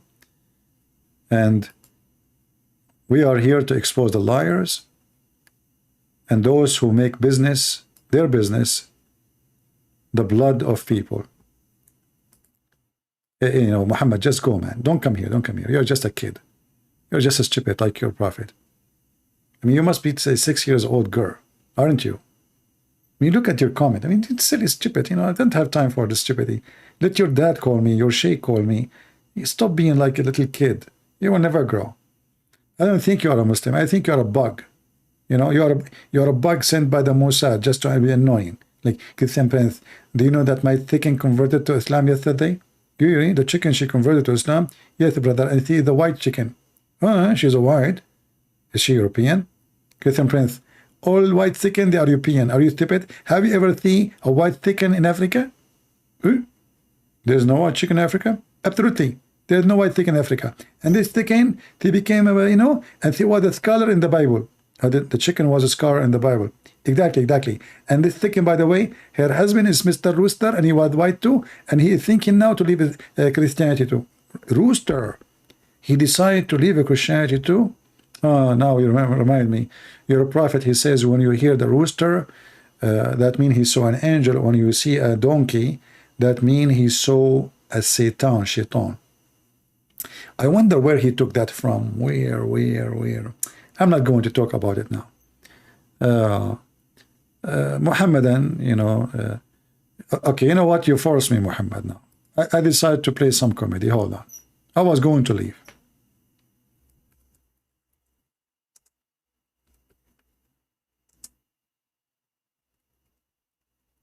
Why you do that? Why?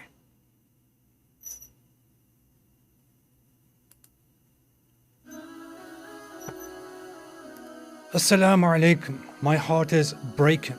Oh, brothers and sisters, my soul is aching. Brothers and sisters, did you know that so many people are leaving Islam every day? Why would anybody leave such a beautiful religion? Why would they choose to become a sick disbeliever instead? A'udhu billah. Brothers and sisters, 100,000 Muslims are leaving Islam every single year. Over 100,000 Muslims leave Islam every single year. Look at I'm the telling music. you, this is serious stuff. This is not a joke. This is not a joke, brothers and sisters. Yes, we say that there are 1.6 billion Muslims in the world, and Islam is growing day by day. But the standard narrative Has holes. and we are not proud of that. And we're not proud of that. Apostates are everywhere. They are among us. There are even people who memorize the Qur'an. They are copies of the Qur'an. The youth are full of doubts. Our youth are full of doubts. And we tell them, doubts? What doubts, man? Doubts? What doubts, man? Have some guts, be a man. Have some guts, be a man. But nobody is answering their questions. And nobody's answering their questions. We tell them to stop questioning and to stop being emotional, and we tell them to be a Chad. Be a Chad, you can do it, I believe in you. But instead, they choose to be bad. We've seen this happen, unfortunately. We've seen this happen to a lot of people. If it continues like this, your child is going to become an apostate. Your child is going to become an apostate. Imagine your child, the child that you are raising, could end up with the disbelievers, with the kuffar, and go to hellfire. Hellfire will want to swallow them! Hellfire will roast them. Roast them! Toast them. Toast them! Break them. Break them! Shake them. Shake them! Hellfire will annihilate them. Will annihilate them! And the rest of us will be watching. We'll be watching. Brothers and sisters, we must act now. We must do something about this. And what you can do is to donate to our channel so that we can do something. May Allah keep. Especially we have to donate. Now, if you donate, we can do something. If you don't donate, remember, if you don't donate, we cannot do something. Brothers and sisters, come on. You have to donate. If you don't donate, how we can do something? This is all the Muslim scam. Donate now so we can do something. If you don't donate, we cannot do something. Mimi Hijabi have a debate with David Wood 2 hours after. Did not even sleep. It was after the middle of the night in USA. They made a video saying, brother, this is the video he's playing of Ridi Dawa to donate. 100,000 Muslims leaving Islam only in USA according to Muslims a year.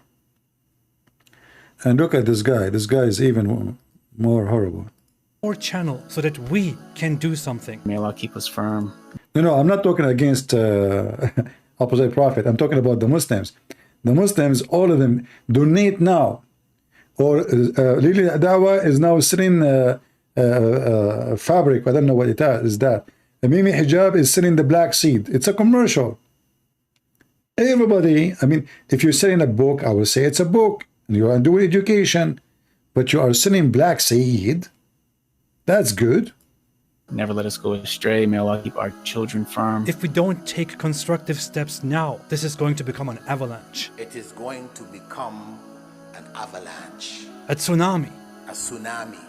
The apostates, they are everywhere. They don't make it public. They hide it. They are leading prayers. They are leading prayers to the masjid. They are still living the life of a religious Muslim. And they are still leading that life while simultaneously declaring they're apostasy. Brothers and sisters, if you feel as strongly about this as I do, then please donate to us and our cause. You can make a one-time donation or a monthly donation. Please be generous. Please give whatever you can so that we can take the responsibility. We accept, me myself, I accept falafel, baklava, hummus, tomato, I love tomato.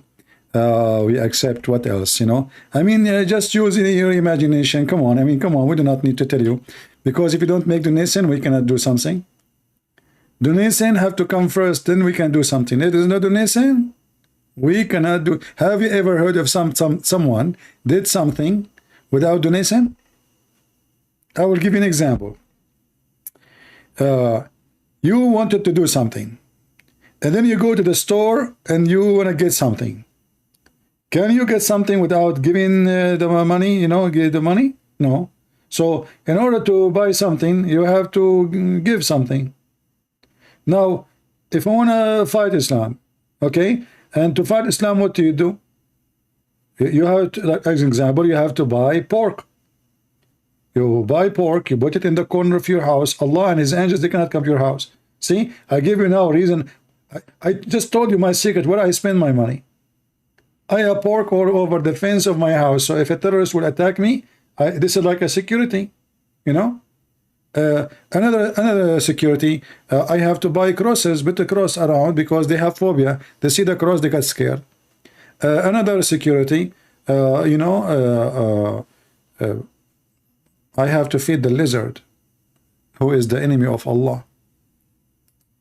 You know, I mean, we have to feed our friends who they are supporting us against Islam. Shouldn't we support each other?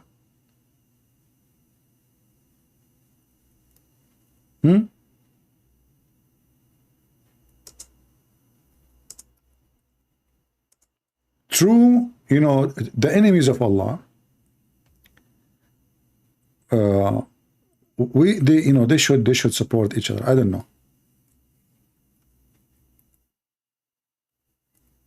If we are really truthful, we should do that.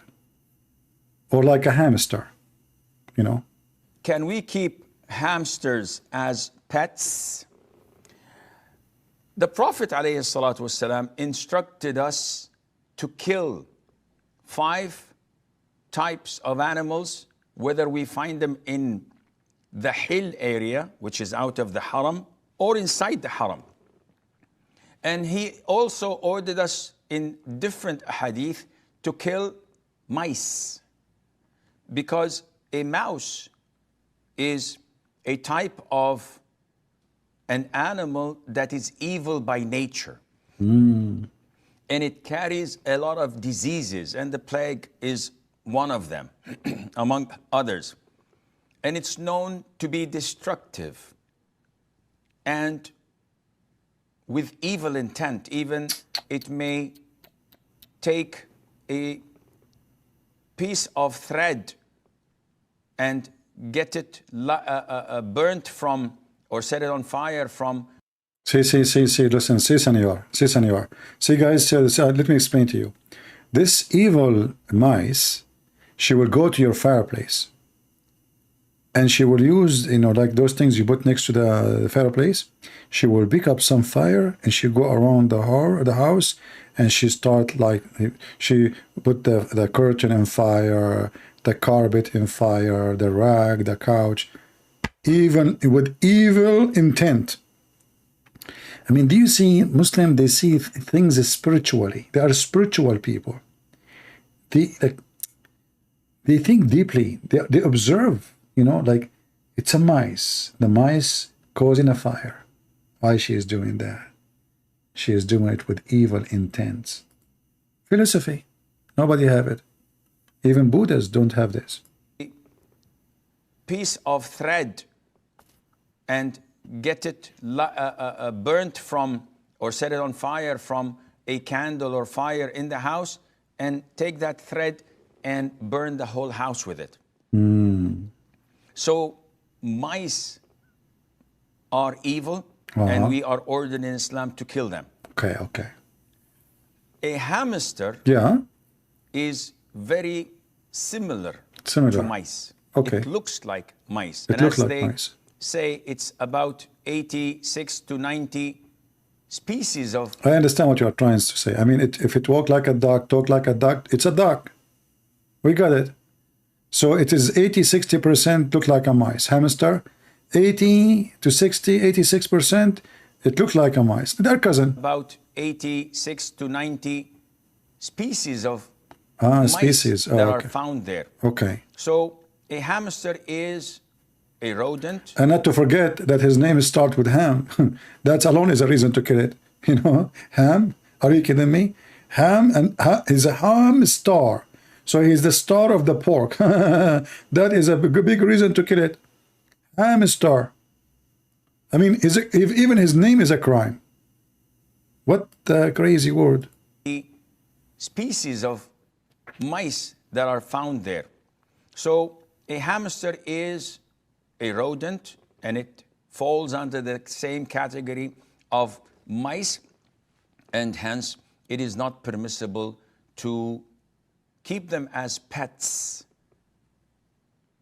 because of the instruction of the Prophet ﷺ to kill them wherever we find them and to dispose Jihad, of Allah them. That's it? What? That's the end of the movie? I thought you want to show us how to kill it, how to shoot it. I'm really disappointed. What the heck? Look, this is a Muslim. He put for you. Look at this.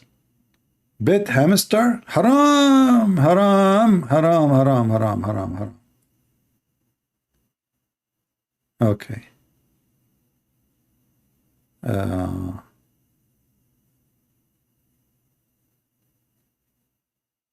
Can we keep cats as pets?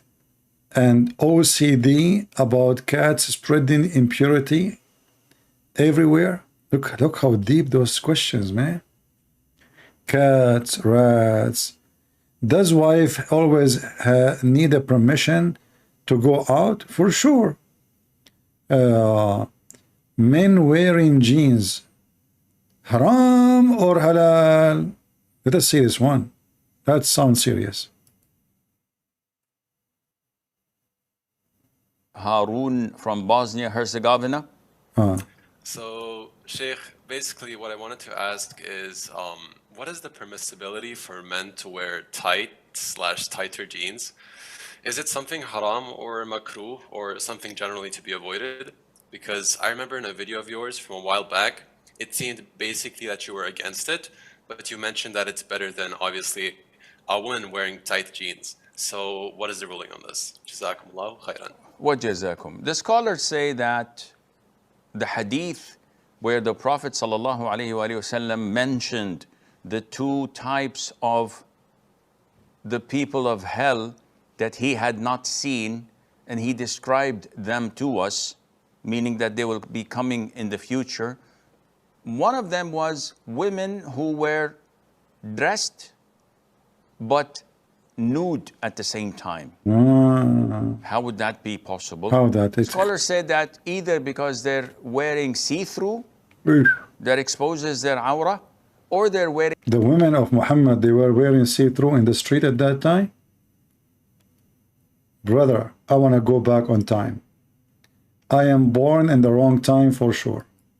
Tights that would give the shape out of their bodies. This hadith was about women. Now, for men, we don't have the same hadith, though wearing see-through that exposes your aura is prohibited without any doubt, because you can see the aura. But Muhammad, he was sitting, exposing his balls and his thighs when men, they are going inside his house. And he never covered himself. Muhammad going naked, opening the door, and the man, he saw him totally naked, it's okay. Muhammad taking off his top and a man kissing him down his belly, it is okay. But haram, brother, haram, haram. Okay, let us see a different video. Guys, should I stop or you want to see more? Okay. A sheikh, he says, I don't know. Are you kidding me? Osama from Sri Lanka. Sheikh, my question is in Surah Al-Duha, Allah subhanahu wa ta'ala says in the verse number 6 and 7 and 8, أَلَمْ يَجِدْكَ يَتِيمًا فَآبَى وَجَدَكَ ضَالًّا فَهَدَى وَجَدَكَ عَائِلًا فَأَغْنَى. So Allah uses the word called find and found in this 3 ayah. So the word found is used if someone forgets something and he finds it. As Allah is Al-Alim, the all-knowing, why did he use the word called find and found in this ayahs? I don't know. It's very simple, Akhi. This is...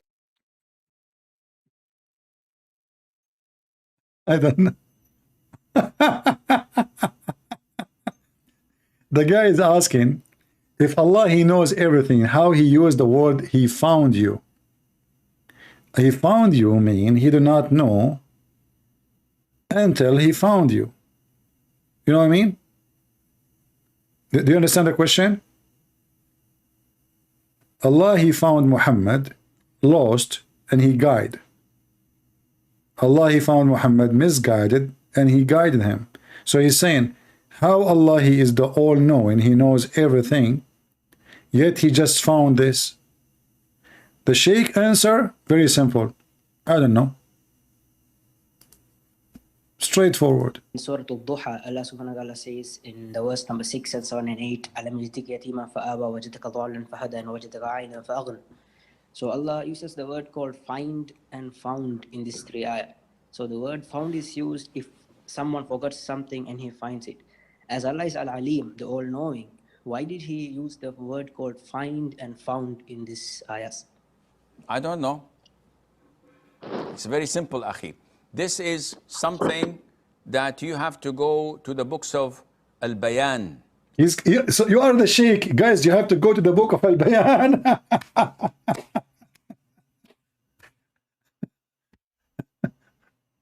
So you have a TV station and you have a grown beard and you are telling the kid, you go to books? When we go to book, what he said to you is the truth. The book says that. The book says this is something either you lost and you found it again, or you found something you never know before. So how is Allah is all-knowing and now he just found something about Muhammad? You tell him you do not know? Go and read books. That is more specific and more specialized than the tafsir. Most likely you'll find the reason in some selected books of tafsir that would look into this, such as Az-Zamakhshari, Al-Kashaf. Why you don't tell him what Az-Zamakhshari said? He know the name of the name of the author, but he do not know what the author said about it. Which we definitely don't advise people to look into it. What the heck? He just advised him to read books like Az-Zamakhshari and Kashaf, but we don't advise you to read it. Brother, if you want to know the meaning, you go to books which is specialized in the meaning of words, like Az-Zamakhshari, Al-Kashaf. But we don't advise people to read those books. I mean, have you ever heard of a stupid answer like this? You just told the guy what to read, and now you are telling him, but we don't advise people to read it? That would look into this, such as Az-Zamakhshari, Al-Kashaf, which we definitely don't advise people to look into it because he has Mu'tazili Aqidah, which is corrupt and bad. And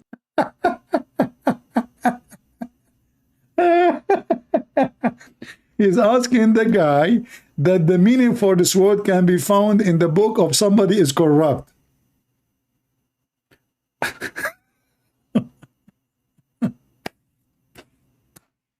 And he is not corrupt, but he does not know the meaning.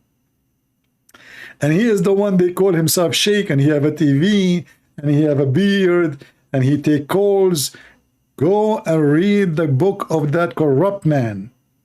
But we don't advise you to read the corrupt man book, but the meaning will be there. So should we read it, or we don't read it? Evil. And he is evil too. Some of the good in his writings, there is a huge amount of evil in it. So we don't definitely... Some of the good of his writing, listen. Some of the good of his writing, have a huge amount of, how you just say, in the good of his writing have a great evil. How it is good? I mean, you see the camel urine effect? This is not wine effect for sure. He just said that the evil in the good writing. In his good writing, there is a great amount of evil. Good writing.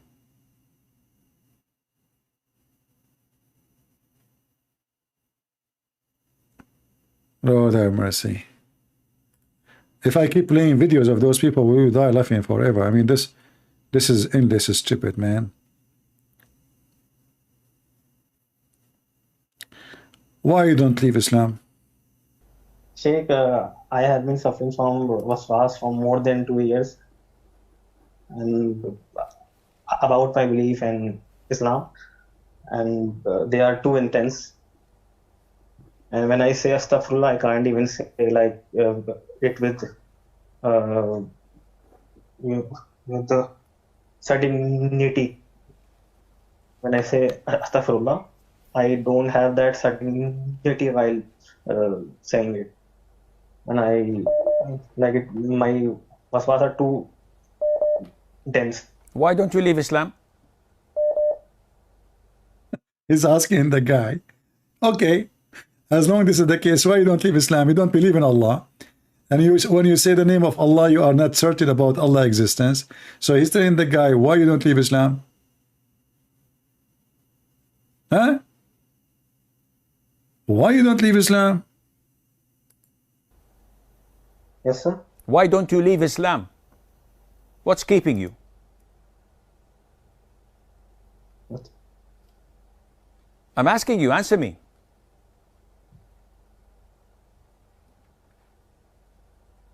I hope he did not take that literally and left Islam already and hung up. No, sir, no, sir. So, answer me. Why don't you leave Islam? What's that? Because I know it's the truth. Okay, and because you're afraid of hellfire, and because you want to go to Jannah, yes. Correct? See? Yes, sir. Now, if... None of those is the reason to be a Muslim, actually. He's afraid. He want to go to Jannah to F the girls. This is the reason to be a Muslim? You see how they expose themselves? Not because they believe, he's just afraid. He just told him he don't believe in Allah. He have no certainty of Allah exists. And now he's saying to him, why you don't believe in Islam? Why don't you leave Islam? He says, is that the reason because you don't, you're afraid you want to go to heaven? The guy, he said yes. The enemy of Islam, whether he's the president or the prime minister, comes to you with a glass of orange juice. And he says, oh, Muhammad bhai, drink this orange juice, it's good for you. Will you drink it? No. Why? Because he's evil. Because he's evil, and you know that he has definitely put poison in it. Definitely, but the one who bring you the camel urine, you drink it immediately. Orange, you just said it's orange juice. And now he is the enemy of Islam. He will put poison for you. But all the Muslims, they eat in the restaurant of the kuffar. They go to Thailand, they eat in the restaurant of the Buddhist. And they drink the vodka of the Russian. Now you tell me. You tell me. Will you come and say, Sheikh, I have waswas. Muhammad bhai, who is this waswas coming from? Oh, Sheikh, it's coming from Satan, my fierce enemy. So I said, why do you believe him? How is it logical? The guy, he just asked you, he don't have certainty about Allah. And now instead of telling him to prove how Allah exists, you are blaming Shaitan. You are blaming the enemy of Allah. You are blaming everybody, but you don't tell him how we can be certain about Allah. Isn't Allah was exist before Shaitan? Which means the certainty of his exist should be proven without talking about Shaitan. Can we prove Allah without speaking about this and that? Do I need Shaitan to make this person believe that Allah is true, because shaitan is the one who's making you not to believe? Maybe it's Allah is the one who made him to do that. Isn't it the Muslim belief in destiny?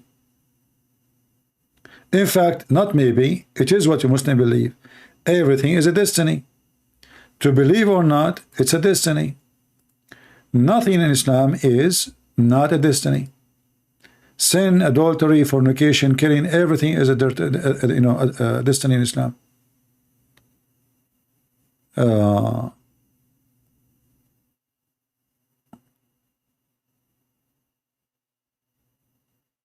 Let us see.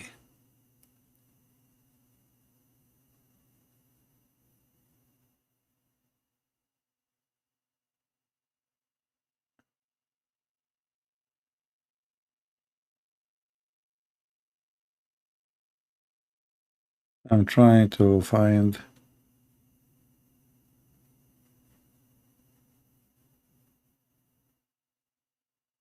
some videos.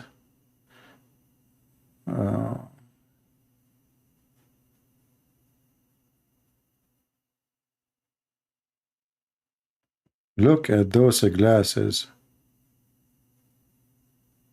Oh boy.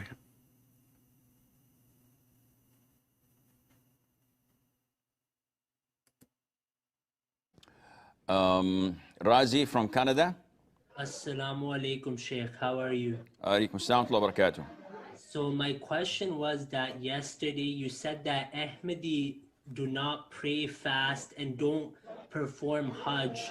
And in your other videos you have said this as well. So I just wanted to come clarify that this Razi, listen to me. You have done so much harm with your videos and mocking me personally with your lies, and we don't have to discuss this, because ask any Muslim who is part of Ahlus Sunnah wal Jama'ah or part of the Super Sufis or even the Shia, and they will tell you that the Qadianis are not from Islam and they do not belong to the Muslim. See how we changed the topic?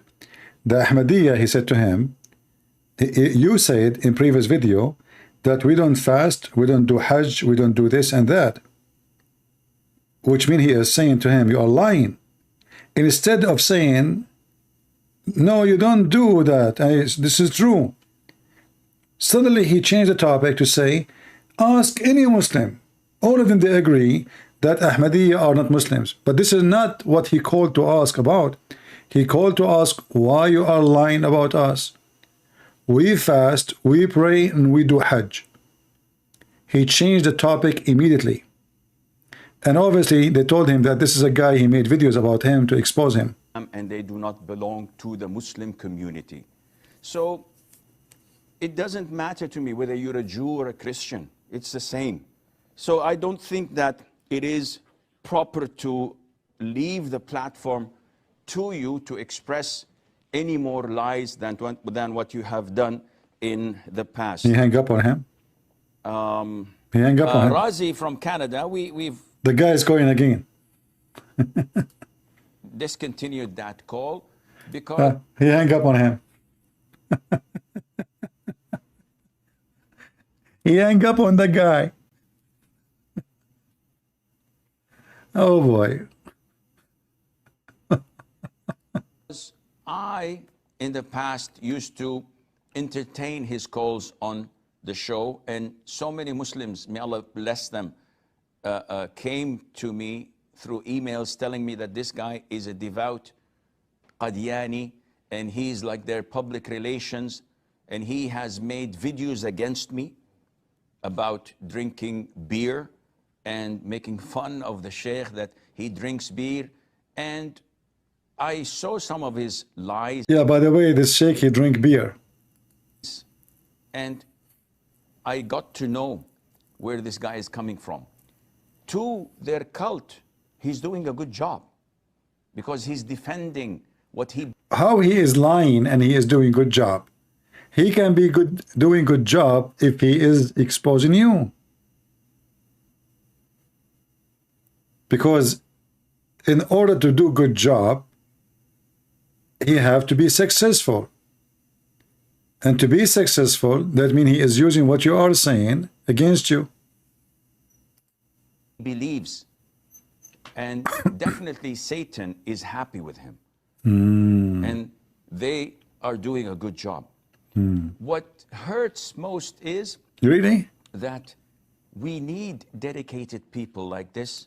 The Muslims, they don't have the dedicated people like the evil ones Among the Muslims who dedicate their lives, their times, and their efforts to propagate Islam, real Islam, from the Qur'an and the Sunnah.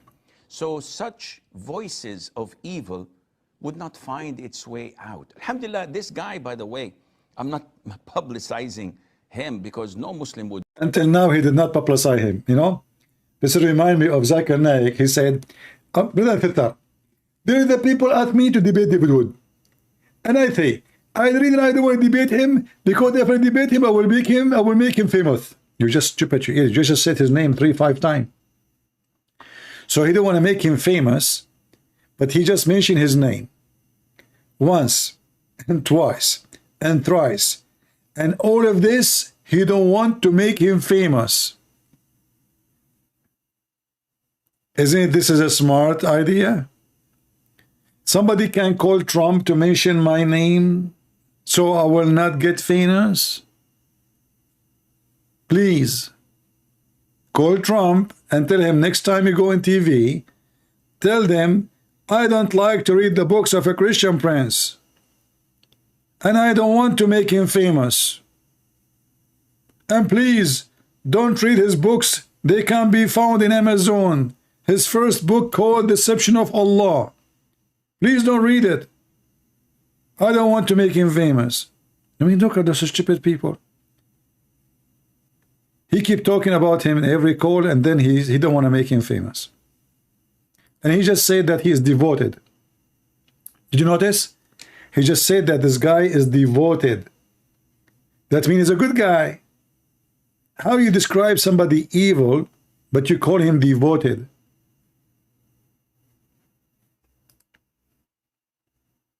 Let us go to the Qur'an and Yoga.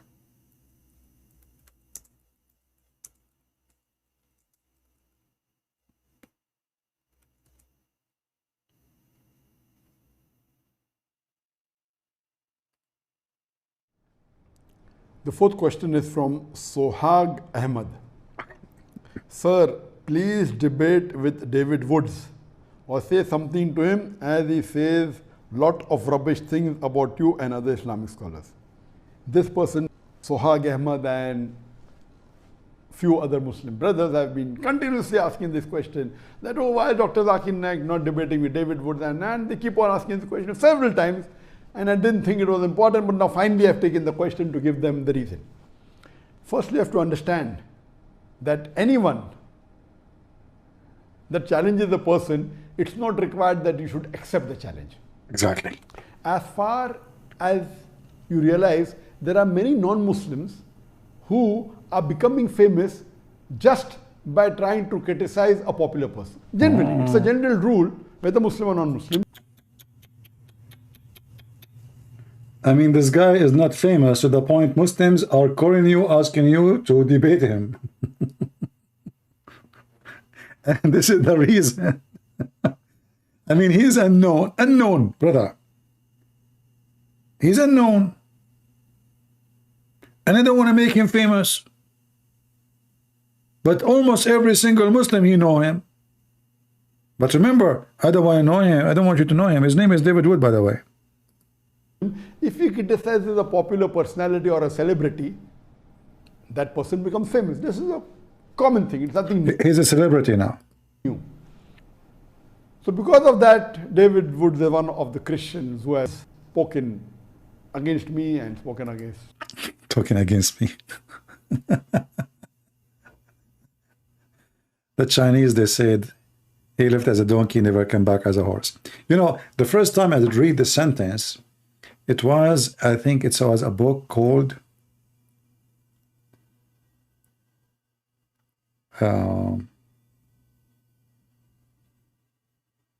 I think it's called The Intelligence and the Word. intelligence and the word. Yeah, I'm just translating the name of the Arabic book. And I think the author, his name, I think Anis Mansour. I mean, this was, I was a kid, literally a kid, you know.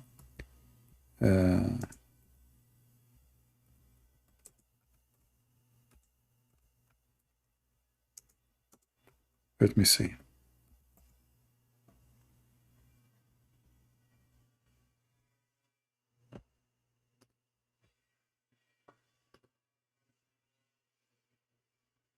Yeah, this is the author. I'm trying to find his book. Oh, here we go. No, this is a different one. Yeah, anyway, that's what I remember when I learned this sentence first time, where he said that the Chinese, they say, he left as a donkey, never come back as a horse. And since that, I use this sentence. I find it very much truthful, you know, and to describe many things you see around you, people, situation, countries, even nations. Like, you know, if you speak about the Middle East, with all the oil we have and unlimited money and resource, I mean, we have a flood of money coming from the ground, literally flood of money. The Middle East is still the most worst, uneducated, cave time land. Even though they build high buildings, like, you know, if you type now Dubai, they will say to you, Dubai have high buildings. It is zero. There's no country in Dubai. Dubai is not a country. It's a country made of cartoon. One bullet will make the whole country collapse, for it's just a farm. It is a hub, you know, hub where everybody put his outlet. It's a place where people do money laundering and mafia business, prostitutions, you name it. Same as Qatar. All the country, it's not exist. It's just the faucet of the gas. If the gas stop, the cartoon is not there. Bahrain is the same. Saudi Arabia, after 70, 80 years of war, of oil, until now they don't even have a sewage. Until now they cannot build anything. They claim that they accomplished something, but in reality, they cannot build even a highway. Like, as an example, you heard that the Crown Prince, he want to build a city will cost $500 billion. Who is going to build it? The Korean. In TV, they say the Crown Prince built it.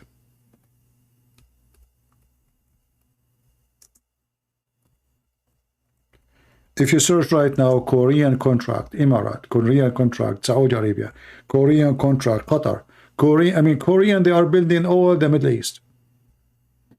But Korean are people who used to be very poor, to the point they used to go around the world to work and find some piece of food to eat. And look at Korea today. No oil, no gas.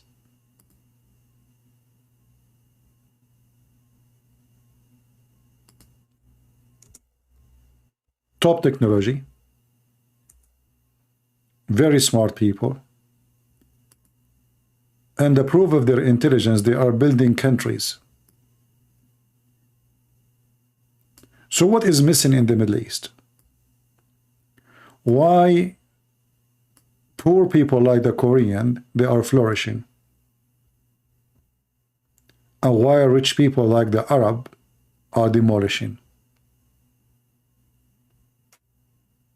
The answer is very simple. There is no civilization. Islam came and every civil power destroyed. Take Islam away, the Middle East will be a different land. You know, in one upon the time, Persia was equal to Rome. And Rome and Persia used to fight over power to control the world, the old world. What is Iran today? Iran today is a powerful country if they are going to fight Saudi Arabia. Iran is a dead country if they want to fight Israel. Iran today, people are selling their kidney so they can live. Prostitution is #1 business. Even though they have oil, they have a lot of resource. So what happened to Iran, who was a flourishing in the time of the Persian before Islam? And why now it is horrible, miserable? There is no water, even to drink.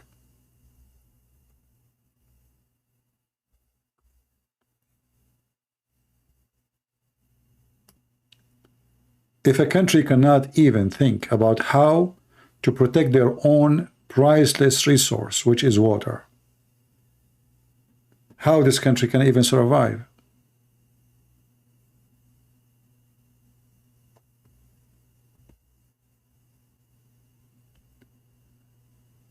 The evil of Islam made them think only about war. All the money they have, they spend it in making weapon, buying weapon, investing in weapon. But countries without economy will collapse in 2 seconds if a war is started.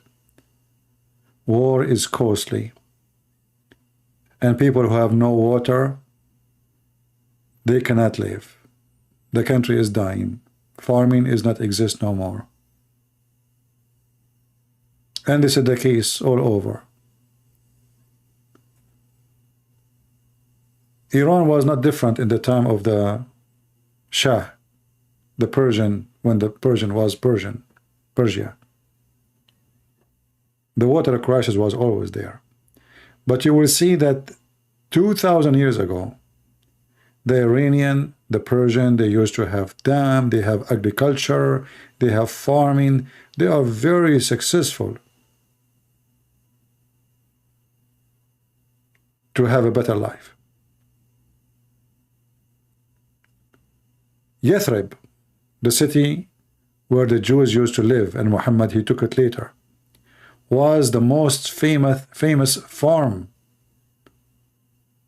or farming land in the desert. Why? Because the one who was living there is the Jews.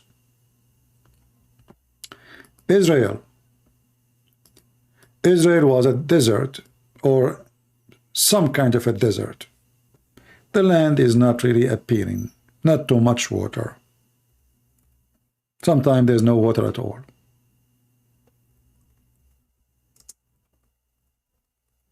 If you go right now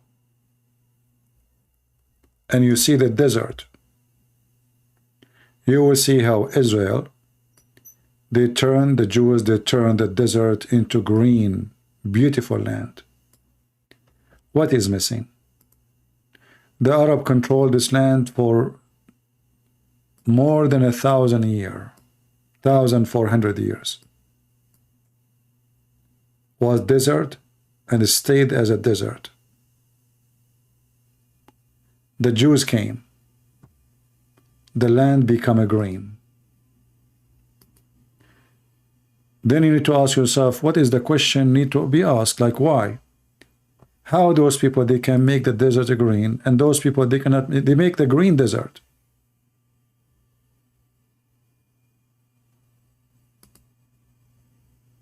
It doesn't make sense.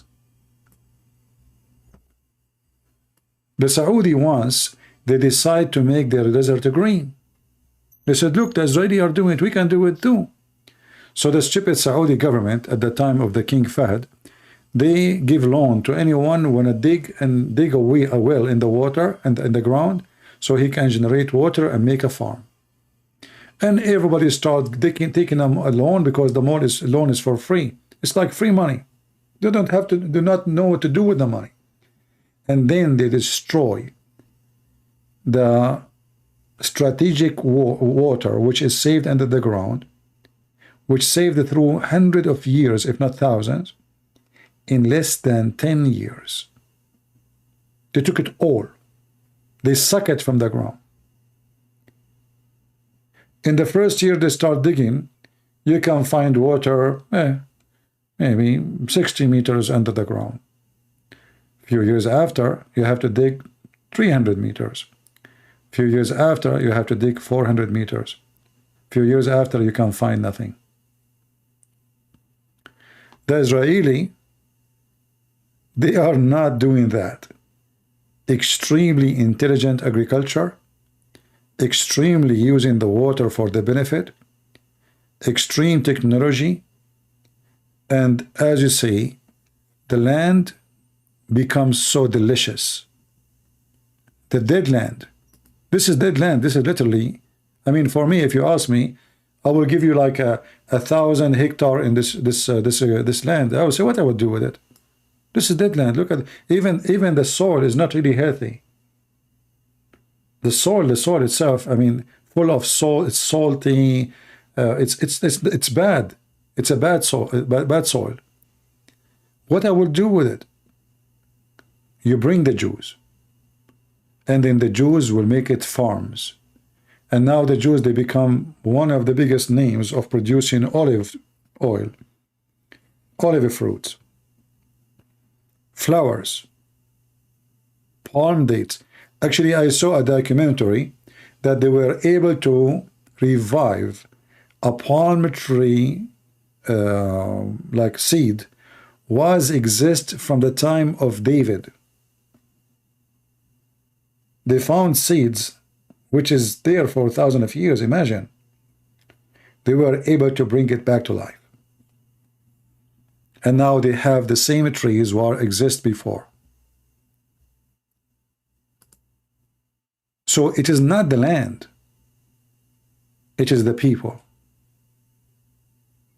Do you understand?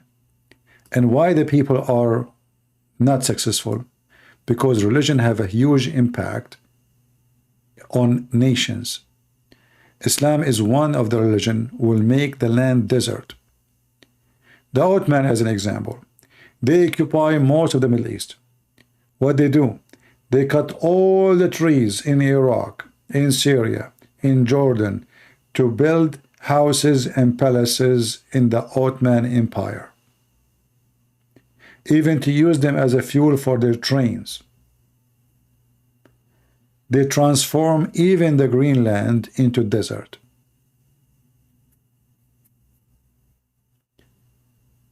Jordan is a country just across the street from Israel. Go check Jordan. It's a dead land. It's the same valley. Look at this.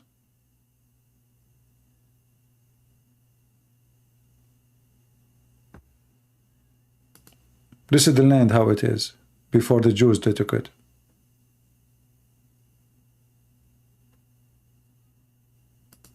Look at this land. It's dead. There's nothing. And they don't even have the water. They don't have even the resource for water. And one day, the Jews wanted to do something good for all the area. So they told the Jordanian king at that time, hey, listen, what about we open a tunnel between the Mediterranean and the Dead Sea?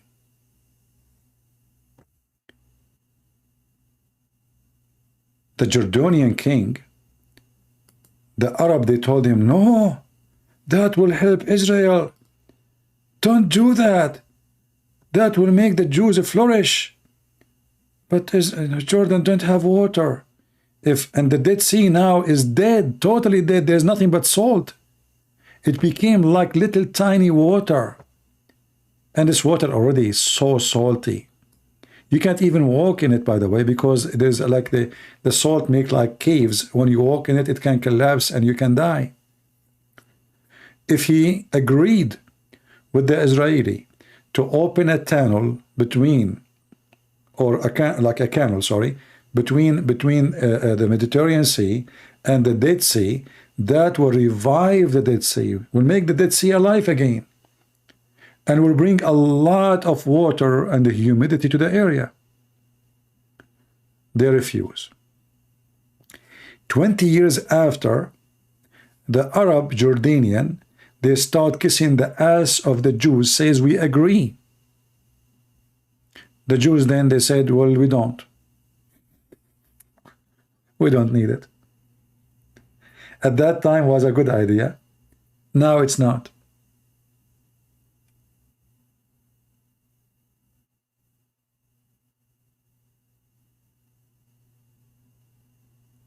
If they agree to open this thing, the whole area will change. That will give a lot of wealth to all the people around. But because they are full of their hate, they don't want the Jews to get the benefit. They want to have the benefit only for themselves. They refuse. And Dead Sea Tunnel was going to provide electricity, agriculture, fishing, I mean, you name it, because the Dead Sea will not be dead no more. Simply you have unlimited water, and not only that, actually this can help, they are complaining about like the global warming and the sea is rising. So taking water from the Mediterranean, that take water from all the oceans. And the Dead Sea is way down. So the water will run so easy, you do not need even a pump, and you can generate a lot of electricity by opening such a tunnel, and that will help both countries to have a great benefit. They refuse.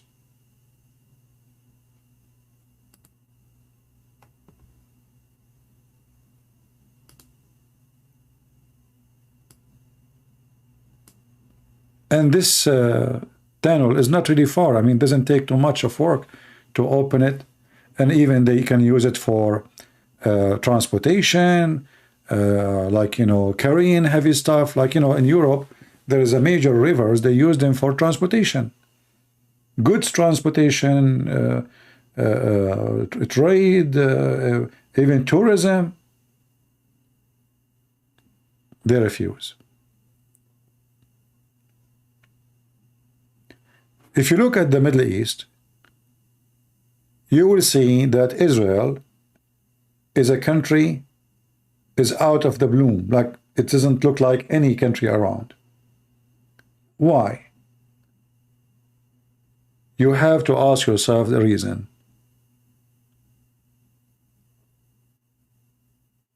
And the reason is they are not Muslims. If Israel become Muslims, Israel will be doomed.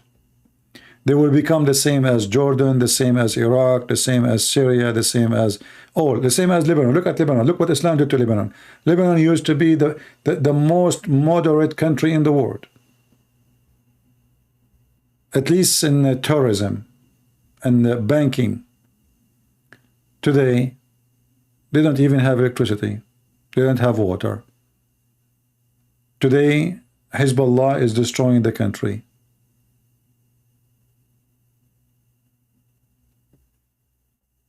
All right?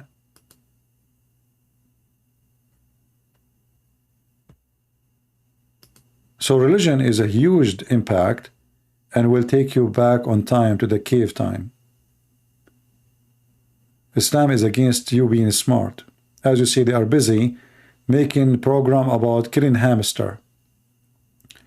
While the Israeli, they are busy, I mean, the technology now, all technology in the world is connected to Israel.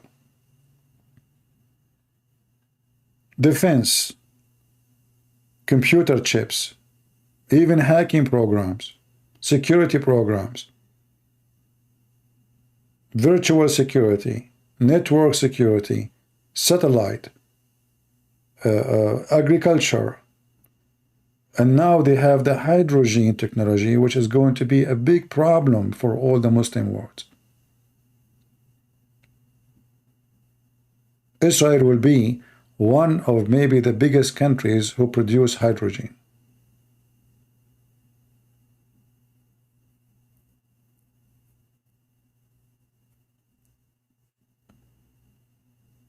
Wealth sometimes can be a curse for some people. if they are uncivil and ungodly. Wealth destroy them. If a person is a ungodly, what he do with wealth? Drugs, hashish, sex, crimes. He go out of control because now he is wealthy. He think he own the world. A civil person who believe in God, money will not make him a worse person. Money will make him use it godly way. He will be successful. He will think about how to benefit others, how to benefit his homeland, how to benefit even the whole world.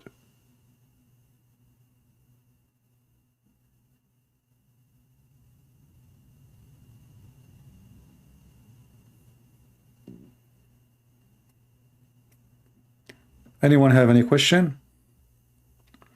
Actually, for me, I wish they accepted to make this project for the Dead Sea. That will be a great project. I mean, it's a Dead Sea. It's dead, just dead. Why you want to waste it? What about we bring water, and this water will generate electricity, bring fish. We can make the sea alive again. Real sea. This is a real sea. This is not a lake. And now the sea, it's not a sea no more. I mean, you see, look, it's not even connected to each other. It's became like a small lakes, and every year is shrinking more and more and more and more.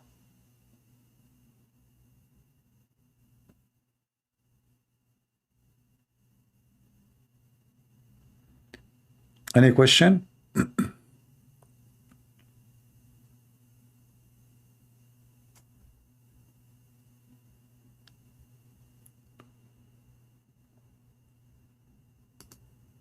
So it's not the money you have. Somebody is a trashy person. You give him money, a nightclub and drugs, sex, buy some guns to shoot somebody. That's it. That's his life. He have money now. A person who is civil, have a morality, if he have money, he will establish a business. He will have a better life for him, and people around him will be impacted in a positive way. So it's not really the money. It is how you think and what you believe in. And for sure, education can be a big problem.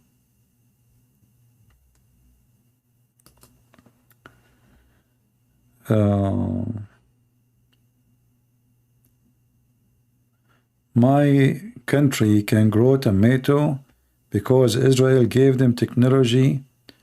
Ghana and Israel. I am coming to Ghana, my friend. Your country have tomato and you are not saying that? Guys, did you see what Mr. Key said? The Israeli, they gave technology to people of Ghana to grow tomato. And he is hiding that from us. I'm going there tomorrow. Tomato is the magical word for me. I love tomato. I'm serious. I'm not joking.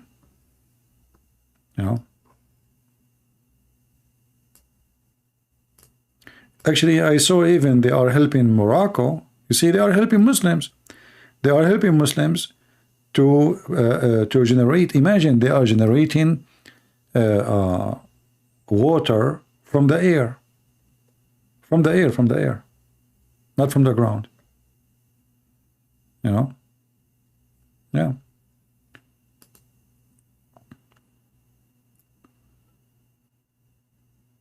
Anyway, good for you, my friend. But I advise you not to grow only tomato. I mean, you grow cucumber so we can make salad. Tomato alone?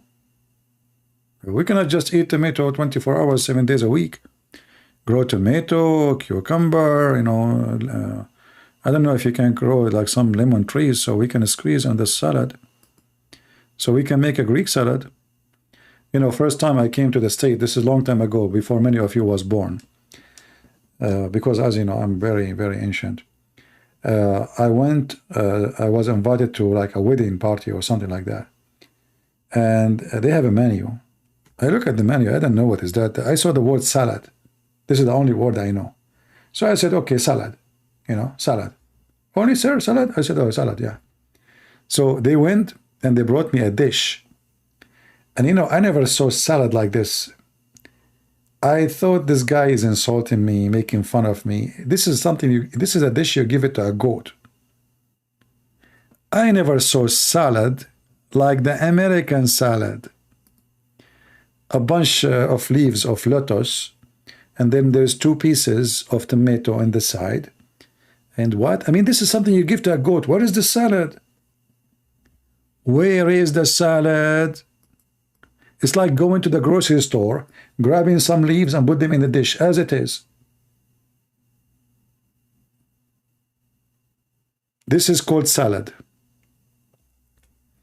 And I was saying, man, this is salad. And since then, I never order salad in any American restaurant.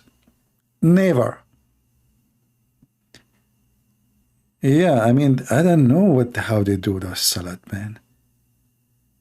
You feel like you're... Look at this one. Look at this dish. This is salad.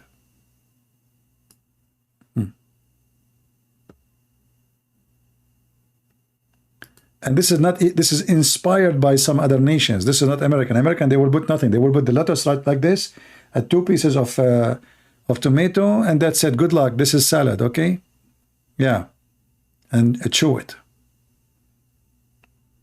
I mean, do you even know what salad means?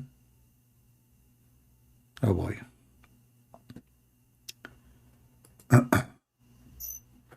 Not to forget to mention, first time I went to a church in America, the Christian guy, he took me, he said, do you want to eat with me the lunch? I said, sure. Are you hungry? I said, yeah. He said, okay. We went downtown, and then he said, let us eat hot dogs. And I was shocked. I just arrived to America. I went to a Christian church. The guy in the church was very nice. He invited me, and he want to make me eat hot dogs. And my head start like getting dizzy. Those people, they eat dogs. They don't look like, I mean, they eat dogs. I look at him, I mean, do really he's going to feed me dogs? Hot dog? And he's so excited. I said, it's good? He said, yeah, it is good. You would love it. And I was saying to myself, oh, what I'm working with who? Those people are weird. They eat dogs. I said, you know what? I want to eat at home, you know? He said, what happened? He said, you know, actually, I'm not really hungry. You know, okay, now he's talking to you. I'm going to go home. You know, the guy, he said, he can notice there's something changed. He said, where are you going? He said, what, did I do something wrong? He said, no, you did not, you know, you just eat. You know what? You go eat, I'll wait for you here.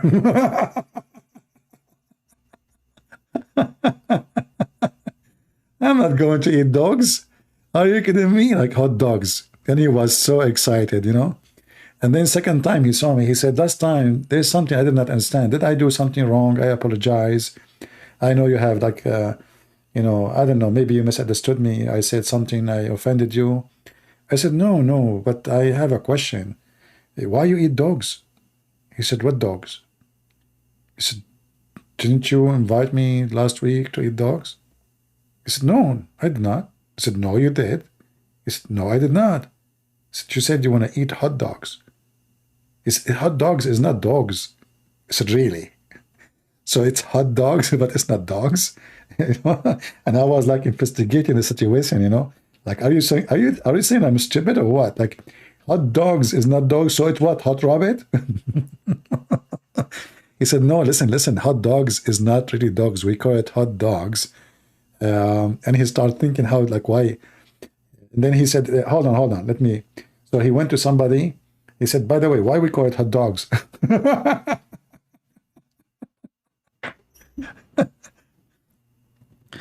And I spoke to my mom in the phone. I said, Mom, people here, they eat dogs. She said, you are kidding. I said, no, I'm telling you. Even this guy is from the church. He invited me to eat dogs. He said, son, don't go with him again. You know, they might have.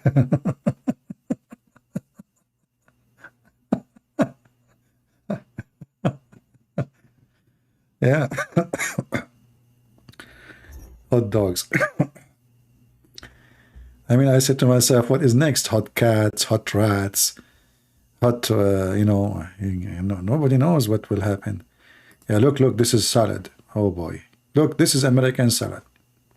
This is a true American salad. Some leaves, I don't know what is there, and that is decorates. And look, they have a spoon for you. I mean, do you see it? There's a fork and there's a spoon. What can you say? That is fantastic. Yeah.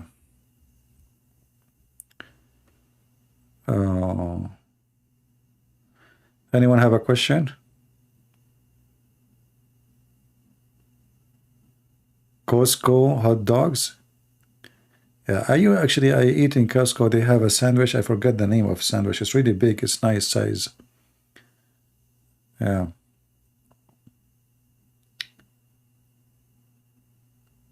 Any Muhammadan? You guys, all of you agree with me? You sound like, all of you sound like an Arab. You know, like an Arab when they discuss any issue, everybody agree with the president. Anyone have an opposition? Saddam Hussein says. Oh, they say no, sir. He said, anyone said no? He said, no, I said, yes, sir. Yes, sir. Did you say yes, you have opposition? No, no, sir. Did you say no? No, sir, we did not say no.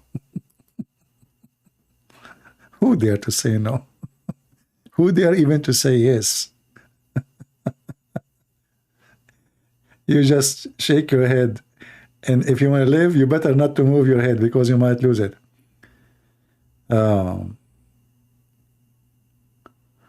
Why no Muslim debate me? I mean, those people are busy making fatwa for hamster. They want me to want them to debate me? Hamster. Don't you see they are busy with the hamster? Their sheikh is solving problems of hamster. Lizard. They want to wage war against lizard.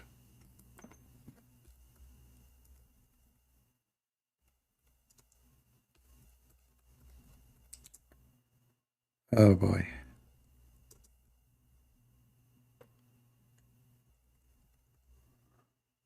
The lizard is different story. We have to fight the lizard.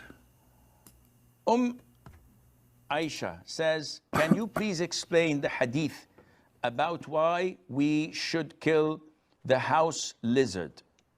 First of all, the house lizard, I think they call it salamander or something like that. I'm not sure. The house lizard is an insect. It's an insect. If you want to learn about biology, science, spaceship, aliens, you go to Muslims. Lizard is an insect. Okay. I have no objection. It's proven to be scientifically to be true. We should kill the house lizard. First of all, the house lizard, I think they call it salamander or something like that. I'm not sure.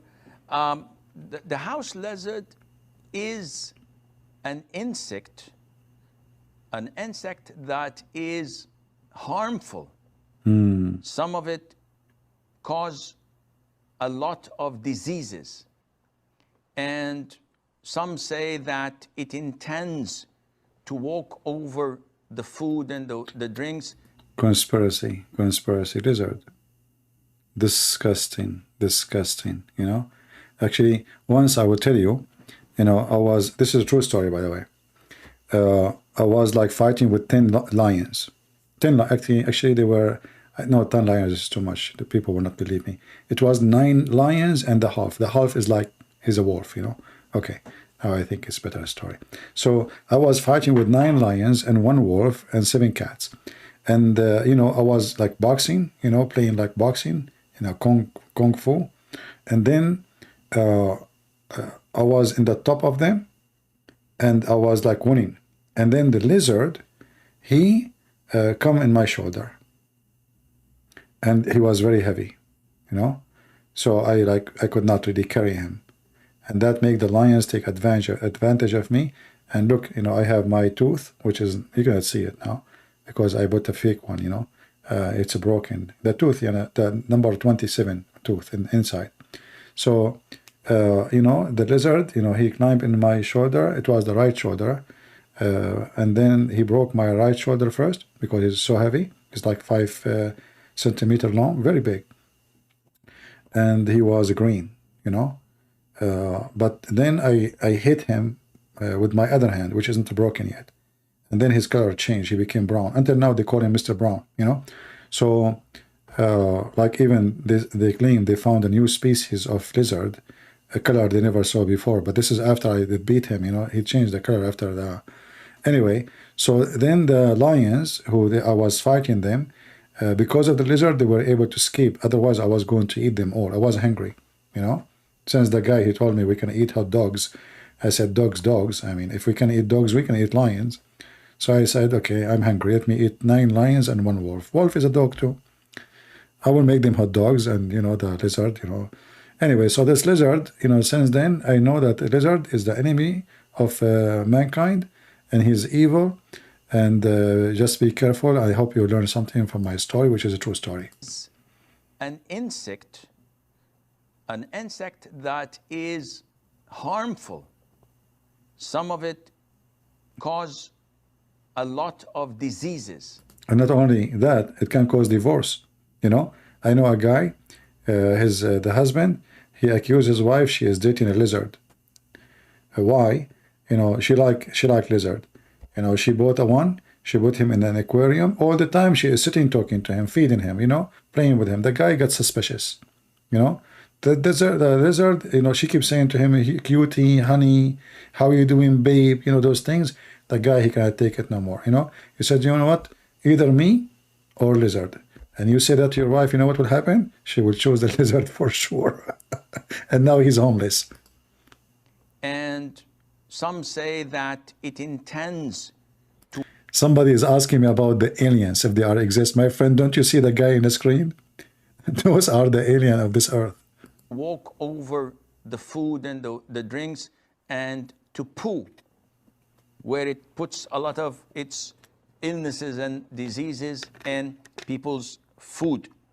So, in general, it is a dangerous creature that only brings harm to the people. Exactly.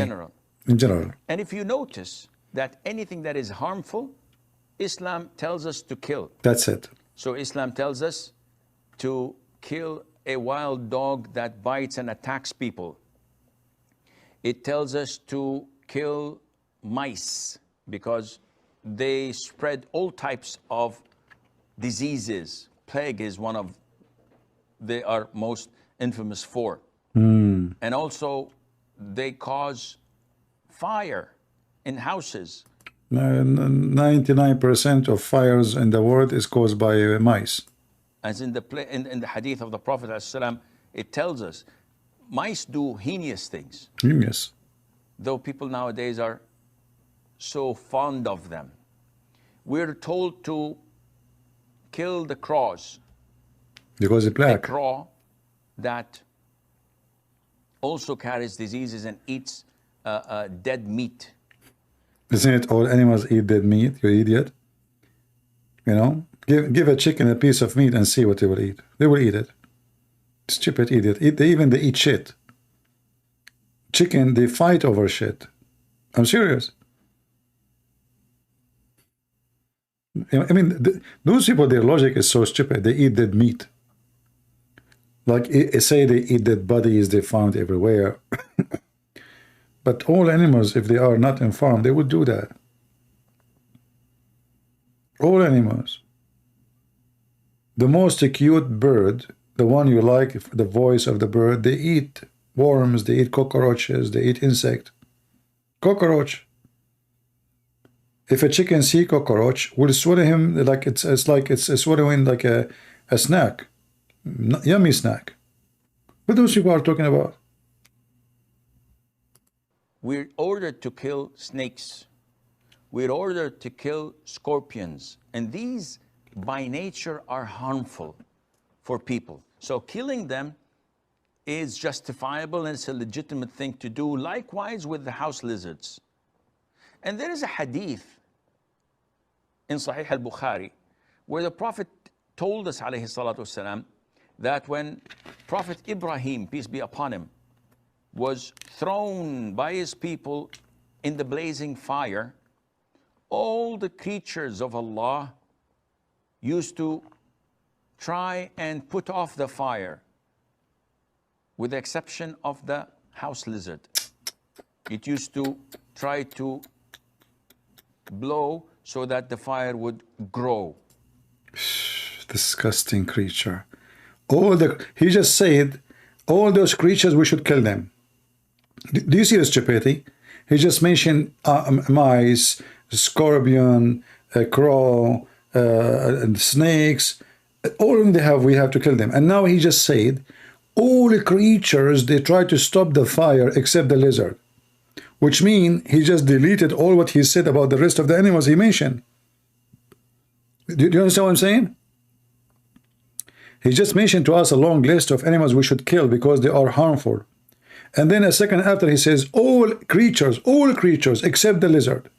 They were trying to stop the fire on Abraham. Where is the brain?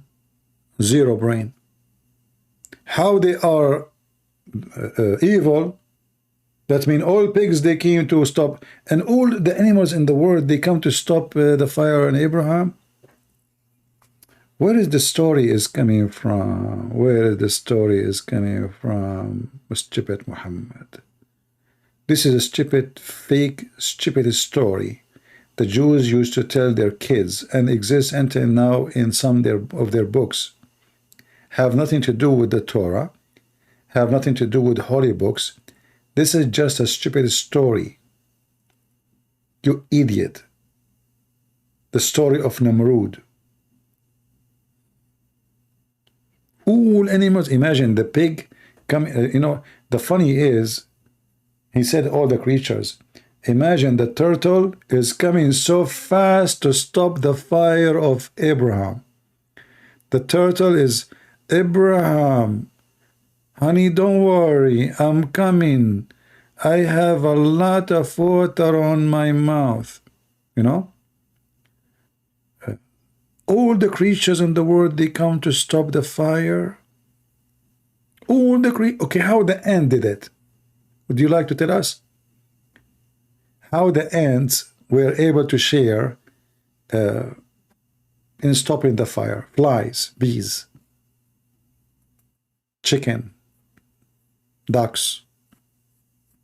Like if Muhammad in the story, he says the elephant, they come from India, I would say, what, they are elephant. Each one of them, he can suck like whatever gallon of water and throw it in one time. But all the creatures, they come to stop the fire on Abraham. And this is additional reason to believe in Islam. Muslims, they have no fictions, and Muhammad don't say any lie. You have no choice except to believe. True story. I'm sure that all of you guys are enjoying this story, but I better go. It's getting really late here, and this is English. You can maybe cut the beginning of the video about this idiot Carlson. How people believe in what he say, but in 2 seconds he explain. But the funny thing is when he said why the white supremacists, they will stop the war against people of Syria when they are not white. That is a priceless statement of stupidity. Yeah, the guy, he thinks Syria is in Africa. What an idiot. Anyway, I want to say thank you all for being here. And if you are not here, I want to say thank you for not being here. Because I like to be fair with those who they are here and the one who they are not here. And we, as Arab, because we respect everybody, those who they are here and those they are there. And because we have our philosophy and understanding everything, like lizard, as an example you see, and how hamster, we have different vision of hamster. We can help you and your nations in case you have a problem to solve any problem you have. As you see, we Arab, we have zero problem. Zero. Because Prophet Muhammad, he woke up in the morning, he drink coffee, and he fix any problem. He drink coffee, you know, Aisha, she make coffee before even she finish it, you know, he tested, the problem is solved, you know. So if you have any problem in your countries, just invite the Arab. We can teach you how to make suicide belt, if in case you do not know how to do it, how to use TNT or C4, you know. I mean, we are full of technology, you know. We can teach you, like as an example, how to open a pimp house. To be successful, like, you know, you will be really rich, you know. You marry 4 women, you go to Saudi Arabia, you give them a visa, they are wives for you, and then you make them work, you think, you know, it's very easy. So we can teach you a lot of things, can be very helpful. And if you don't have skills about cooking, as an example, see, we are the best people to teach you how to do cooking. Actually, we are the first ones who make cookies. Even the Prophet Muhammad, this is how delicious our food. When he go and do poo-poo, the earth open its mouth and swallow his poo-poo. Some they say that because he is holy and his poo-poo is holy. This is not true. But because the Arab food, my friend, is so delicious. So the Prophet eat the food become poo-poo, but still so yummy. The earth cannot resist. So the second the poo-poo is coming, before even touch the ground, the earth open its mouth and swallow the poo-poo. Even Aisha, she said that she never ever entered the bathroom after a Prophet and she saw his poo-poo. It's gone. How? Allahu Alam. The Prophet, he do poo-poo, you go, you look, there is no poo-poo. How you can explain that? There's 3 options if you are doing an exam in the American Embassy. Number 1, his poo-poo is so yummy, the earth is swallowing it. Number 2, his poo-poo is invisible, and that is very possible, for he's a prophet. Number 3, the angel Jibreel, he take his poo-poo because it's priceless, so they can sell it in Amazon or something for like some time investment. Or maybe they use it for Bitcoin, you know, Bitcoins. Yeah, you can make like Bitcoins, like, you know, imagine if you make a Bitcoin from the poo-poo of Muhammad, Muslim, they will buy it. They will pay millions for it. To be honest with you, I wish I have like 2 kilograms of his poo-poo. I can be really a millionaire, big time, you know. If we can prove that this is really his poo-poo and we put it for sale, Erdogan, he will enter the auction, Kadyrov will enter, everybody will, you know, and they will taste it. Yeah. So, yeah, Aisha, she witnessed that the poo-poo of the Prophet never was there. And that is, like this is telling you the holy cheese is there, you know. I mean, what is the proof that Muhammad is a prophet? No poo-poo. If there is a poo-poo, there is no prophet. He's not a prophet. But his poo-poo is gone. And you know the rest. You know the rest, and forget about the best. For he is the best. Thank you guys for being here, and see you soon again. Download the video if you like it. If you don't like it, leave it. And see you soon. Christ is Lord. Take care.